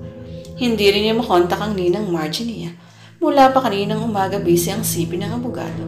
Marahil ngayong araw ang final hearing ng huling kasong hinahawakan nito. Nakumpirma yun ng sekretary nang tumawag siya sa opisina nito. Nang tawagan niya ang CP ng head guard, ay kinumpirma din itong hindi rin nakatawag sa kanila ang abogado. Talaga, Lola, sambit ni Mercy. Napalingon si Sheena sa kaibigan. Tiyak niya ang kausap sa CP ay ang gwela nito na nasa Bicol. Ayon kay Mercy, simple lang ang buhay ng paternal grandparents nito sa probinsya. 1 ektaryang lupa lang daw ang sinasaka ng lolo nito para pagkuhanan ng kabuhayan. Kaya nga buwanan nagpapadala sa mga ito ang kanyang daddy bilang tulong sa matatanda. At tulad ng milyon-milyong mahirap sa Pilipino, hindi rin ito nahuhuli sa uso. Kahit old model lang ay meron din silang cellphone. Kaya nga naturingang tax capital ng mundo ang Pilipinas. Naalimpungatan si Sheena nang gisingin siya ng kaibigan. Nakatulugan pala niya ang paulit-ulit na pagdadial sa kanyang CP kanina. Bakit ba? Pupungas po nga siyang bumangon. Ang sabi ng lola kanina, talagang totoo ang sumpa. Nangyari na raw sa pamilya ng kababata niya ang nangyari sa iyo ngayon. Napabuntong hininga ang dalaga. Akala niya kanina na wala na ang paniniwala nito sa bagay na iyan. Kung hindi nga lang ma-offend ng kaibigan, ayaw na niyang pakinggan ito. Kaya lang naman lumalala ang takot niya dahil sa mga weird facts na ibinabahagi nito sa kanya. Mawawala lang daw ang bisa ng sumpa kung i-renounce mo ito in behalf of your grandfather. What? I'm innocent. Ngayon ko nga lang nalaman ang namagitan sa pamilya ko at sa mga Monte Carlo. And that's enough reason para ma-spare ako sa sumpa kung totoo nga yan. Heto na lang. Listen to this real story na minsay nabasa ko sa librong may pamagat na The Unseen War. Nasa sayo na kung maniniwala ka o hindi. Mahinahon na si Mercy. Alam niyang hindi basta-basta mapapaniwala ang kaibigan pagdating sa bagay na ito, ngunit magbabaka sakali pa rin siya.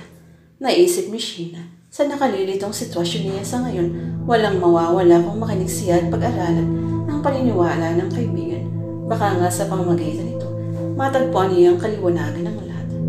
Ang kwento ay tungkol sa mag-asawang may 21-month-old baby with SIDS o Sudden Infant Death Syndrome. Ito ay tinatawag ding crib death ng iba. Ang bata ay halos sa ospital na nakatira.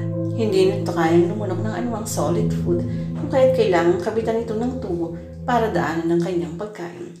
In short, ipinanganak ang batang may course of death dahil sa kasalanan ng magulang. Ang ama raw kasi ng bata ay dating nagpa-practice ng witchcraft, so he repented and renounced his occult practices at itinapon ang lahat ng occult items na naroon sa kanilang bahay. Gumaling ang kanilang anak. The course of death was broken and the spirit of death was cast out of the baby. Sheena, tila nalimpungatan ng dalaga. Ang sabi ko, walang kasalanan ng bata, but still he was afflicted by the sin of his father. Okay, I'll bet that. Halatang nagpapatianod lamang ang dalaga. Ignorance won't protect you from their demons. You've to get rid of whatever connections Monte Carlo left in your family. What connections? I don't know them, neither talk to them, nor set my foot on their ground. Iritado na sa Sheena. Gusto nang mapuno ni Mercy. Umiikot lamang ang kanilang usapan. Pilit pa rin niyang pinakalma ang sarili. Listen, it has been written that tongue is a restless evil full of deadly poison. With the tongue, men praise the Lord, and with the men, curse men. Do not reject this common knowledge that God and Satan are the only two sources of supernatural power, and cursing is not from God. Diniinan pa niya ang huling pangungusap. You're trying to insinuate here that Rodrigo acquired the demonic power kung kaya't napakalakas ng sumpa sa angka namin. Medyo interesado na ang dalaga. It might be. Who knows na sa sobrang galit niya sa lolo mo ay sinangla niya ang kanyang kaluluwa sa demonyo, kalapit or kapalit ng buhay ng mga kalderon. Ramdam ni Sheena hindi lang balahibo niyang nagtayuan, kundi ng mga buhok niya. Kailangang ma-break ang course of death sa pamilya mo, Sheena. Paano? Ina-assure ko sa iyong hindi involved sa any witchcraft or occult practices ang family ko. Wait, ayon sa nabasa ko, isa ring sanhi ng di maipapaliwanag na kamalasan sa buhay ay kung mayroong course item na nasa loob ng bahay. Nakabibinging katahimikan ng namayani, halatang parehong nag-isip ang magkaibigan. Ang bronze jar, sabay pa nilang bulalas. Tama, baka nga isinumpa muna yon ni Don Rodrigo bago niya isinoli sa lolo Marcena mo. At dahil course item ang bronze jar at nagkasala ang lolo mo, nagkaroon ng foothold ang sumpa sa bahay niyo. Kahit ayaw pa rin tanggapin ng isip ni Sheena ang paniniwalang iyon, pumayag siya sa suhestyon ng kaibigan. Ang ipatapon ang bronze jar malayo sa Hacienda Calderon. Ang gwardyang nakatalaga sa main door ng mansyon ang pinakausapan ni Sheena na maglabas ng naturang jar. Baka sa mukha ng lalaki ang hirap ng buhatin ito. Ang bigat pala nito, ma'am. Ano kayang laman ito? Huwag mo munang pakialaman. Saway ni Mercy nang akmang bubuksan ng gwardya ang lock ng takip nito. Ipinatawag ni Sheena ang isa pang gwardyang nakasign sa backdoor ng mansyon para tulungan ang kasamahan nito. Sa main door nila ay dinaan ang bronze jar. Doon niyo idiretso sa garahe. Utos ng dalagang nakatingin sa takip ng jar. Pahiga ang pagbuhat nito kaya nakalak ang lock at tumabingi ang takip. Malayo-layo rin ang distansya ng garahe mula sa porch. Halatang nangangawid na ang mga braso ng dalawang gwardya. Hindi pa silang magkaibigan ng mahinang ulan. Nakabuntot pa rin sila sa dalawang lalaki. Hindi pa nalalarating ang garahe nang may marinig silang malakas na kalabog mula sa backgate. Pabagsak na inipag ng dalawang lalaki ang buhat-buhat na jar at pataklong sumugod sa pinanggalingan. Sa lakas ng pagbagsak, nabuksan ang takip ng bronze jar. Look here, itinuro na Mercy ang mapuputing bagay na lumabas mula sa jar na mabuksan ito. Lumuhod pa siya upang masipat ito ng mabuti. Buto, mga buto. Nandidiring napaatras pa ito. Muntik pang matumba si Sheena. Nang maatrasan siya ng kaibigan, hindi nawala ng lakas ng loob si Mercy. Hinawakan niya ang puwitan ng jar at ubod lakas na binaligtad. Lumabas ang lahat ng laman ng bronze jar. Tumambad sa kanila ang marami pang buto at mahabang buhok na hindi na nakamit sa bungong laruan. Sindak ang may kaibigan. Biglang naalala ni Sheena ang mahigpit na bilin ng kanyang ninang na laging ilak ang mga pintuan at kung maaari lang ay huwag silang lumabas sa mansyon. Kaya nga daw sa servant's quarter sa likod ng mansyon si Sonia natutulog para dagdag bantay daw sa labas. Makakalabas-masok naman ito sa loob dahil may sariling duplicate na palito ng mga susi. Nang lingunin niya ang guardhouse sa tabi ng minggit, ay wala na ang dalawa pang nakatalagang gwardya. Hindi rin nakabalik ang dalawa pang sumugod sa bakit. Hinila niya ang tigalgal na kaibigan pabalik sa loob ng kabahayan. Inilak niya ang main door. Nag-uunahan ang mga paang umakyat sila sa klawang palapag. Hila-hila pa rin niya ang di makapagsalitang kaibigan. Pagkapasok ng kwarto ay agad din nilak ang pinto. Ang sipi ko. Nakita mo ba ang sipi ko rito? Dito ko lang iniwan kanina sa ilalim ng uno. Pasigaw na tanong niya sa kaibigan habang itinataktak isa-isa ang mga una at kumot na nasa kama. Nawala rin ang sipi ko. Sumisigaw na rin si Mercy habang inilalabas ang lahat ng mga gamit sa loob ng kanyang shoulder bag. Saka lang nila napansin na gulo ang mga gamit sa loob ng kwarto. Nagkalat na sa sahig ang mga folder ng farm inventories. Wala na rin sa ibabaw ng study table ang dalawang laptop nila. Bukas din ang built-in cabinet na pinaglagyan nila ng mga personal na gamit. Nagkatinginan ng mga kaibigan. Iisa ang rumister sa isipan nila. May nakapasok na ibang tao sa loob ng mansyon habang nasa labas sila. Napagnakawan sila. Takbo ang magkaibigan sa bintana. Dumungaw. Makulimlim ang pagiligid dahil umaampon. Ngunit makikita pa rin mula roon ang dalawang guardian nakahandusay sa loob ng guardhouse. Oh God, what's happening? Nagpapanik na siya. Paano pa tayo makahingi ng tulong kay Namang Oka at Aling Sonia? Calm down, Sheena. Hindi tayo makapag-iisip ng mabuting gawin kung takot ang paiiralin natin. Ang dalawang guardians sa backplate, sila na lang ang pag-asa natin. Kansilado ang lahat ng flights na naiya ng araw na yun dahil sa masamang panahon. Mag-iisang oras nang ina-announce yun, ngunit hindi pa rin natinag sa kinauupuan niya si Ralph. Magkahalong kaba at panlulumo ang kanyang nararamdaman. Kanina lang ay excited siyang nagdadial para ipalam kay Sheena na ngayong araw sa halip na kinabukasan ang flight niya patungong Davao dahil nakasingit siya sa mga chance passenger. Pero hanggang saan nabutan ang naturang announcement ay hindi pa rin niya nakontak ang nomya. Napudpud na yata ang daliri niya sa kada dial sa kanyang CP, ngunit maging si Mercy ay hindi rin niya makontak. Kinontak din niya kanina si Attorney Noble para sana hingin ang cellphone number ng overseer at ng head guard na nakatalaga sa Hacienda Calderon, pero busy ang CP ng abogado. Ang sekretary na lang nito ang kanyang kinontak. Nalaman niya ang ongoing pa lang final hearing ng huling kasong hinahawakan ito. Nag-iwan nilang siya ng message na mag-return call ito sa kanya. Excuse me sir, may inaantay pa po ba kayo? Mag-aalang na tanong ng gwardiya. Wala, pinapatila ko lang ang ulan at uuwi na rin ako. Pwede ko kayong mag-stay dun sa coffee shop. No thank you. Tumayo na ang binata at binitbit ang kanyang traveling bags. Palabas ng departure area. Mga pal-personnel na lang at mga gwardiya ang nakikita ni Ron. Siya na lang marahil ang napakaraming pasahero kanina ang hindi pa nakauwi. Sumakay siya sa unang taxing huminto sa kanyang tapat. Nagpahatid siya sa nirerentahang apartment sa Makati. Alas 3 ng hapon nang makatanggap siya ng tawag mula kay Attorney Noble. Pinakiusapan siyang mag-usap sila sa bahay ni Sheena sa Pasig. Sa tagal ng paglilingkod ng abogado sa pamilya Calderon, ay parang magkapatid na ang turingan ng dalawang babae, kahit pa mahigit 10 taon ang tanda ni Lola Amalia kay Attorney Noble. Maagang nabiyudo si Attorney Noble, walang anak. Nang mamatay ang kaibigan, pinarentahan nito ang lupa at bahay sa Paranaque at doon na tumira sa bahay ni Sheena para tumayong ina ng dalaga. Wala pang 20 minutes ay nasa harapan na ng isang malaking bungalow ang taksing sinasakyan ng binata. Matapos bayaran ng driver ay umibis na siya. Agad na bumukas ang gate na bakal bago pa man siya makapag-doorbell. Tuloy po kasi sir, inaantay po kayo sa salas ni Ma'am Margie. Magalang na wika ng matandang kasambahay. Makasang pag-alala sa mukha ng abogado nang makaharap ito ng binata. In her 50s pa lang pero parang lampas 60 na ito sa sobrang stairs. Marahil na naidulot ng bigla ang pag-uwi ni Sheena sa Hacienda Calderon. Pagkatapos ng hearing kanina ay agad akong tumawag sa kanila sa Davao. Hindi ko rin sila nakontak. Maging ang mga sipi ng 5 gwardiya at ng mga kayo o kaya out of courage din. Nagla-alala na ako, Ralph. Baka kung ano nang nangyari sa kanila roon, lalo na kay Sheena. Kalamayin niyo ho ang loob niyo, tita. Baka nawalan lang ng signal dahil sa sama ng panahon. Pangaalo niya. Pilit itinataboy ang nararamdaman din ka ba? Sana nga. Maluhaluhang sang-ayon ng babae. Napailing ang binata sa nakitang takot sa mukha ng abogada. Hindi maipagkakailang tunay na ang turing nito kay Sheena. Kung hindi lang niya kilalang mahusay at matapang na abogado ang kaharap, iisipin niya isa lang itong pangkaraniwang bainan. Mahina ang loob at dependent. Isang pagre-rebelde sa akin ang ginawang ito ni Sheena. Malungkot na pahayag ni Atty. Noble. Lama ko na noon pa, 5 taon na ang nakararaan nung natuklasan niya ang pagsisinungaling ng kanyang lola sa totoong estado ng buhay nila. Napatiimbangang si Rob. Ilang araw pa lang niyang nalaman ang bagay na yun. Kung hindi pa nagpanik ang abogado sa biglang pagkawala ni Sheena, hindi pa niya nalamang langit at lupa pa lang agwat ng katayuan nila sa buhay ng nobya. Ang una naging reaksyon ay makipagkalas na lang sa nobya.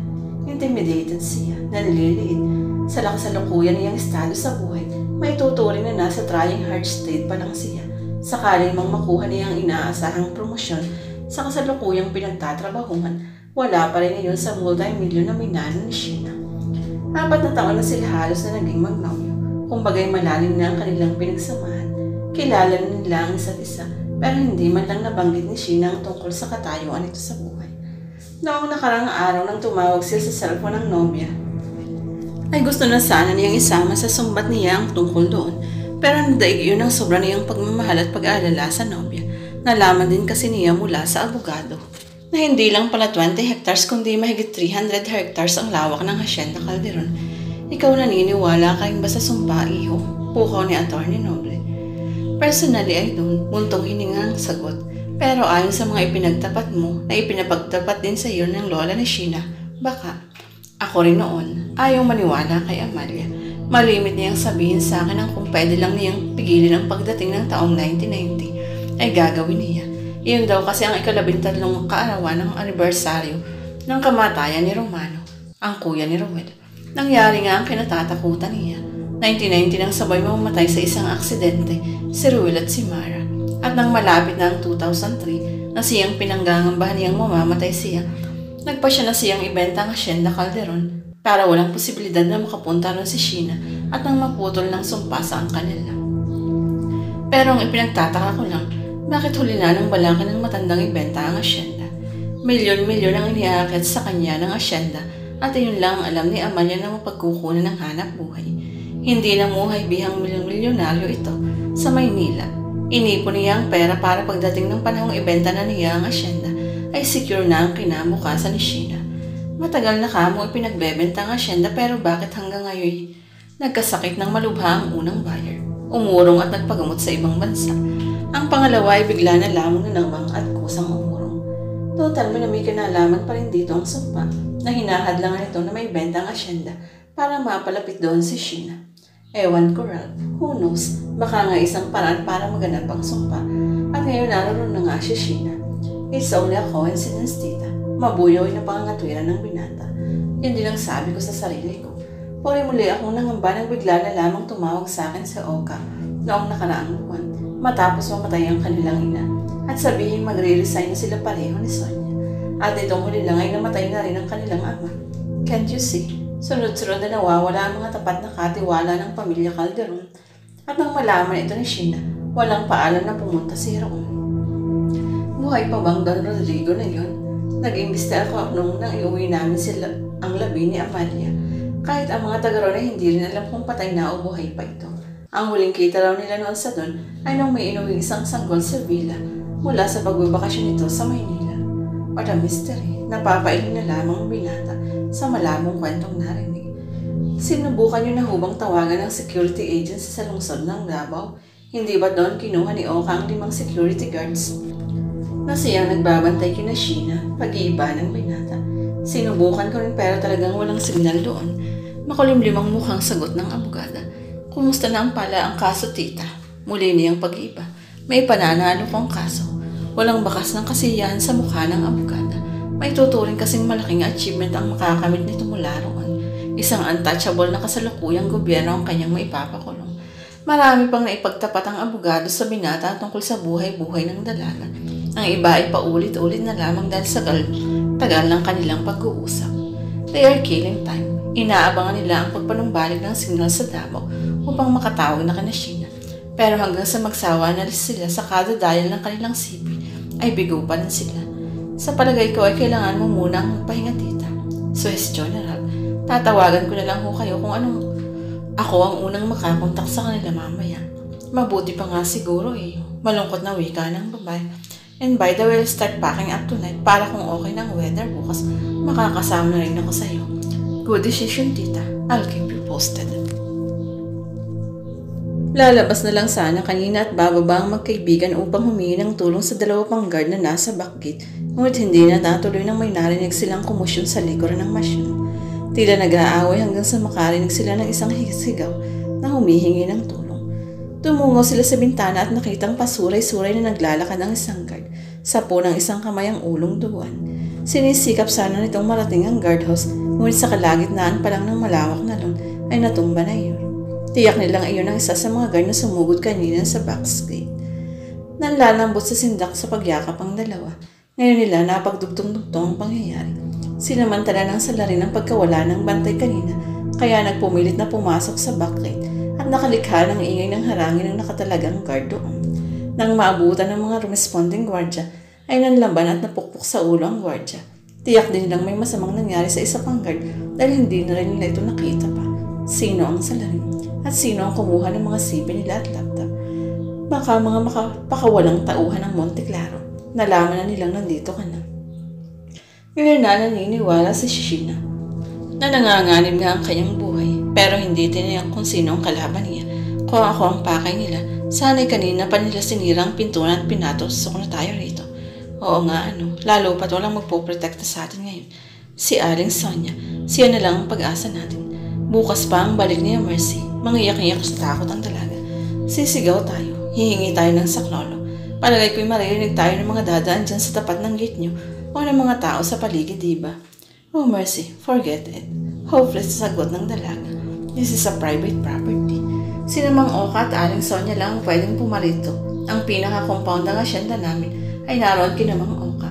Doon dumadayo ang mga manggagawa. At diba, almost half kilometer ang layo ng kabahayan mula rito. Okay, relax. Mag-isip tayo ng mabuting gawin. Tinapik-tapik ni Mercy ang likod at nanginginig na kaibigan. Matagal na nakiramdam ng magkaibigan. Panay ang hugot ng muntong hininga na humupa ang takot na nadarama. Tumigil na ang kanina'y pabugso-bugsong ulan na may kasamang malakas na hangin. Nawala ng maitim na ulap, ngunit hindi pa nagpakita ang araw. Muli silang dumungaw. Naroon pa rin sa lawn ang natumbang gwardya at ang dalawa pang nakahandusay sa guardhouse. May palagay silang patay na ang ito. We have to do something, Sheena. Ani Mercy. Kahit pa paano ay kumalma ng pakiramdam niya. We need to seek help. Mas lalong manganganib kung aabutan tayo ng gabi rito. Don't tell me na, yes, aalis tayo. Pupunta tayo kay Mang Oka. Paano? Turn over na sa iyo ang mga susi ng mga sasakyan, diba? Oo, pero baka naghihintay lang ang salin sa ating paglabas. Muling nabuhay ang takot sa dibdib ni Sheena. Tiyak kong wala na. Hindi na nagtanghang pasukin pa tayo rito. O baka nga pagnanakaw lang ang motibo nun, kaso nahuli kaya napilitang lumaban sa mga guards. Hindi na kumbinsido si Sheena sa sinabi ng kaibigan.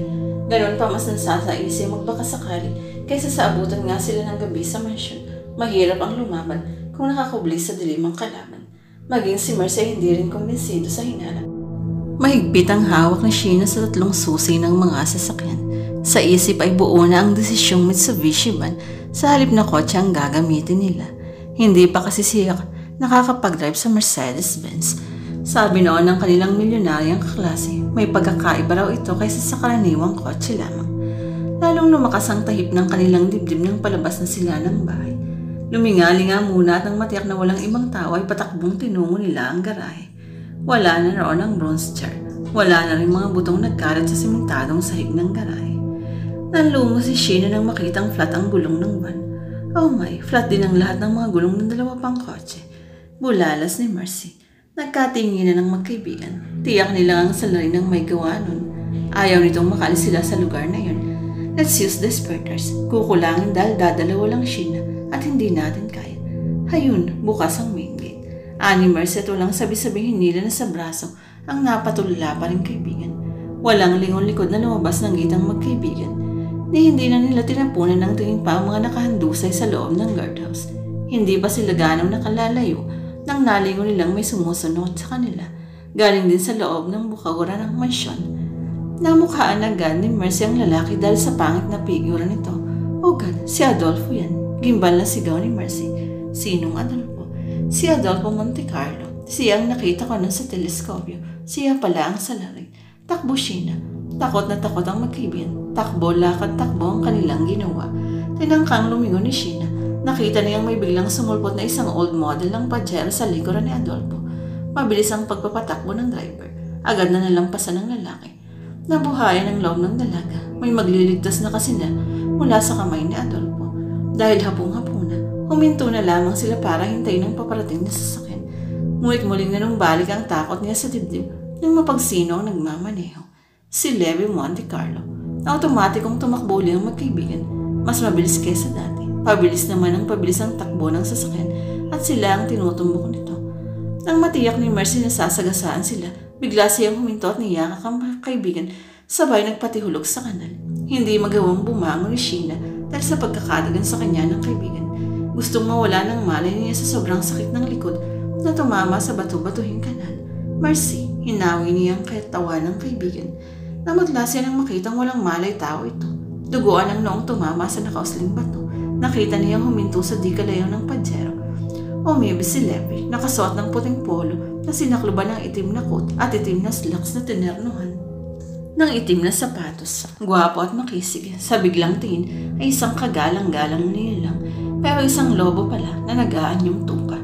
Sindak ang dalaga nang makitang may bitbit na shotgun si Levi. Hinihimas-himas ang pasa sa mukha. Ngising demonyo habang papalapit sa kanilang kinaroroonan. It's not my time yet. 2008 mga yun. At ayon sa pag-aanalisa ni Mercy, taong 2016 para akong mamamatay. Pangangalo niya sa sarili. Welcome Sheena Calderon. Ipagpaunahin mo kung sa ganitong klaseng paraan ko iniistima ang kaibigan ng aking pamilya. Pasarkastikong wika ni Levi. Nagpakawala pa ito ng isang friendly smile bago in-extend ang kamay upang tulungan siyang makaangon. Hindi malaman ng dalaga ang gagawin. Nasa helpless situation siya.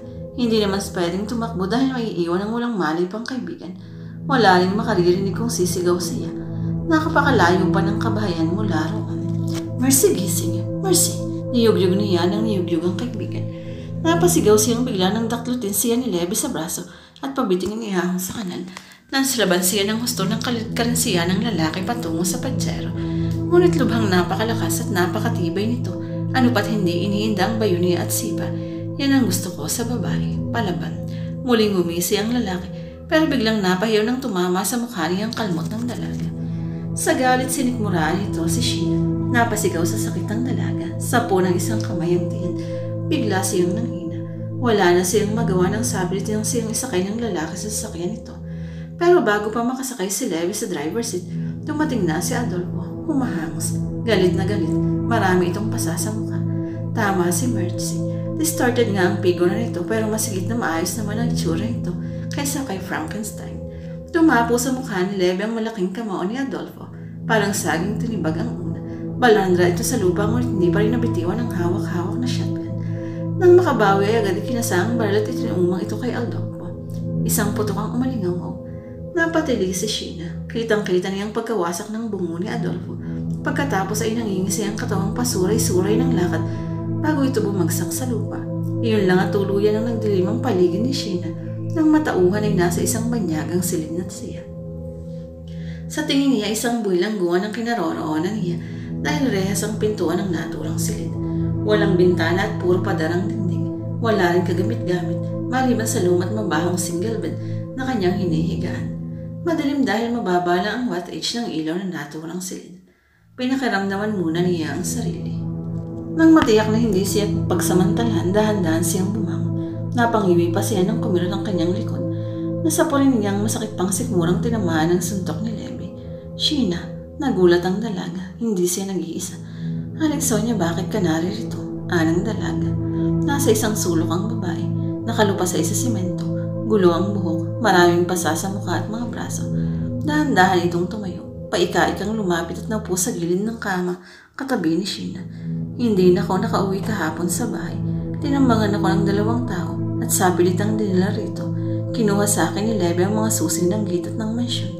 Kaya pala nakapasok sila Adolfo sa bakuran namin. Pero bakit sila nag-away? Bakit pinatay ni Levi ang half-brother niya?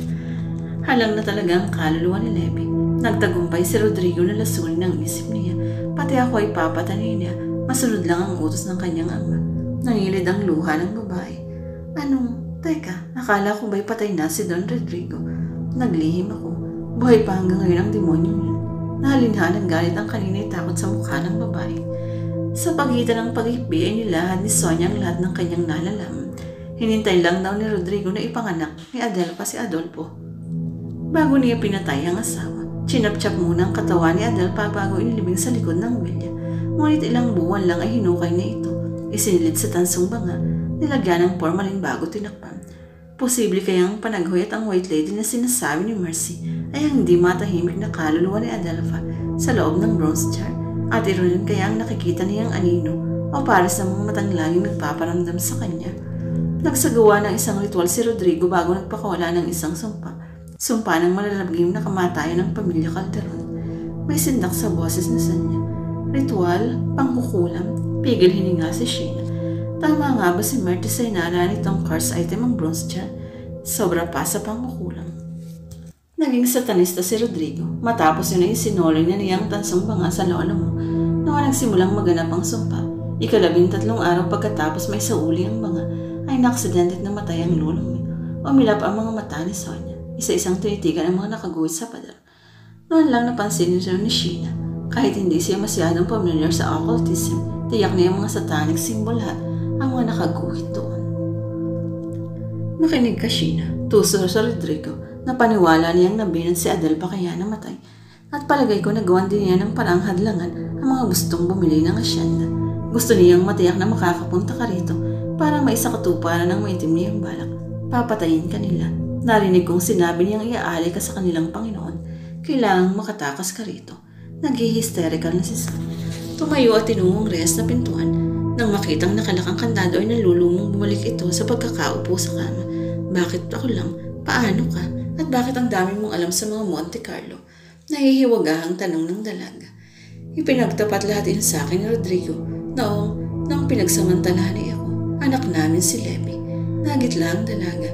At si Adolfo, ang kawawang Adolfo, minaltrato siya ni Rodrigo hanggang sa lumaki dahil anak ito ni na Adelfa at Marcelo.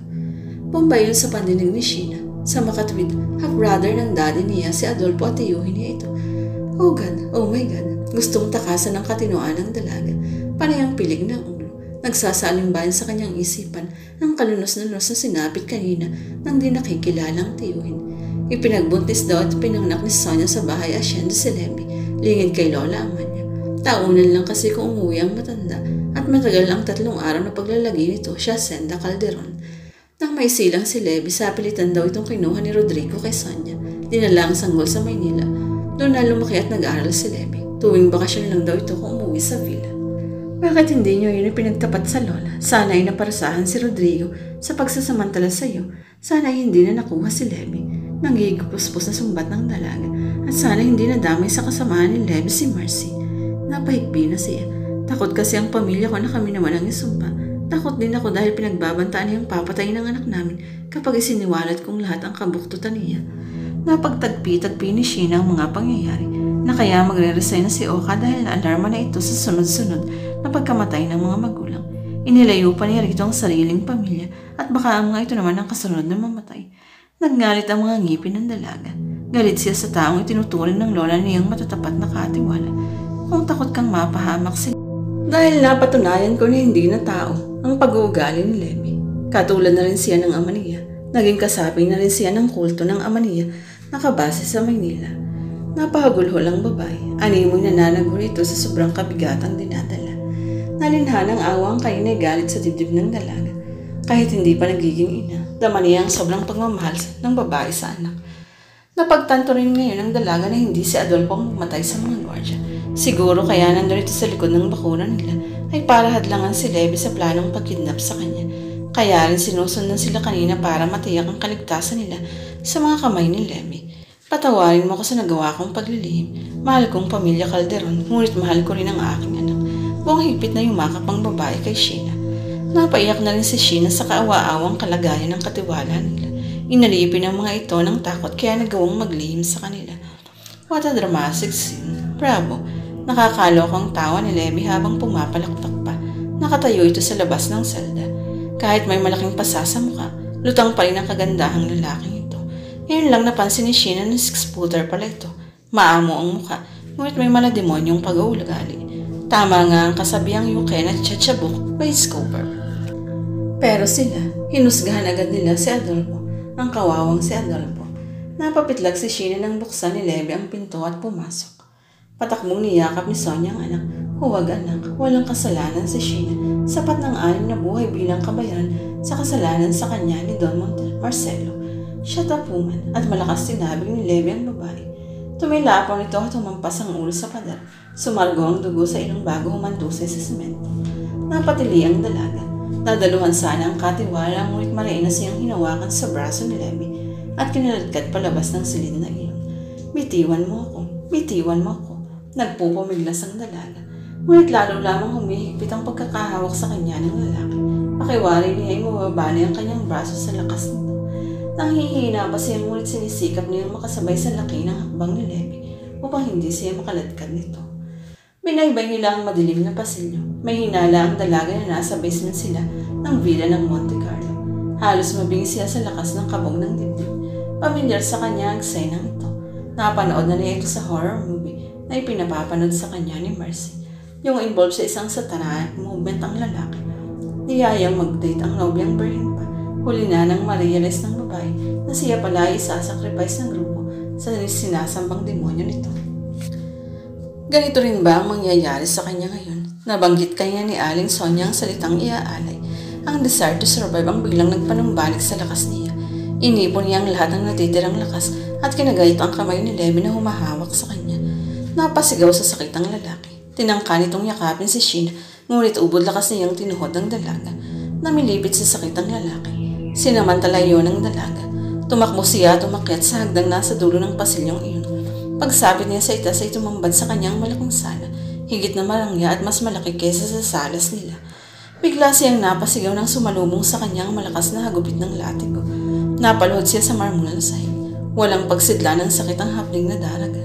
Tumudugo ang latay ng latigo sa kanyang mga braso. Nang magtaas siya ng ulo ay tumambad sa kanya ang lampas 80 anyos na lalaki. Halos puti na lahat ang buhok sa ulo at kulukulubot na ang mukha, pero nakapagtatakang napakalakas pa rin ito. Isa siyang matandang replika ni Levi, si Don Rodrigo.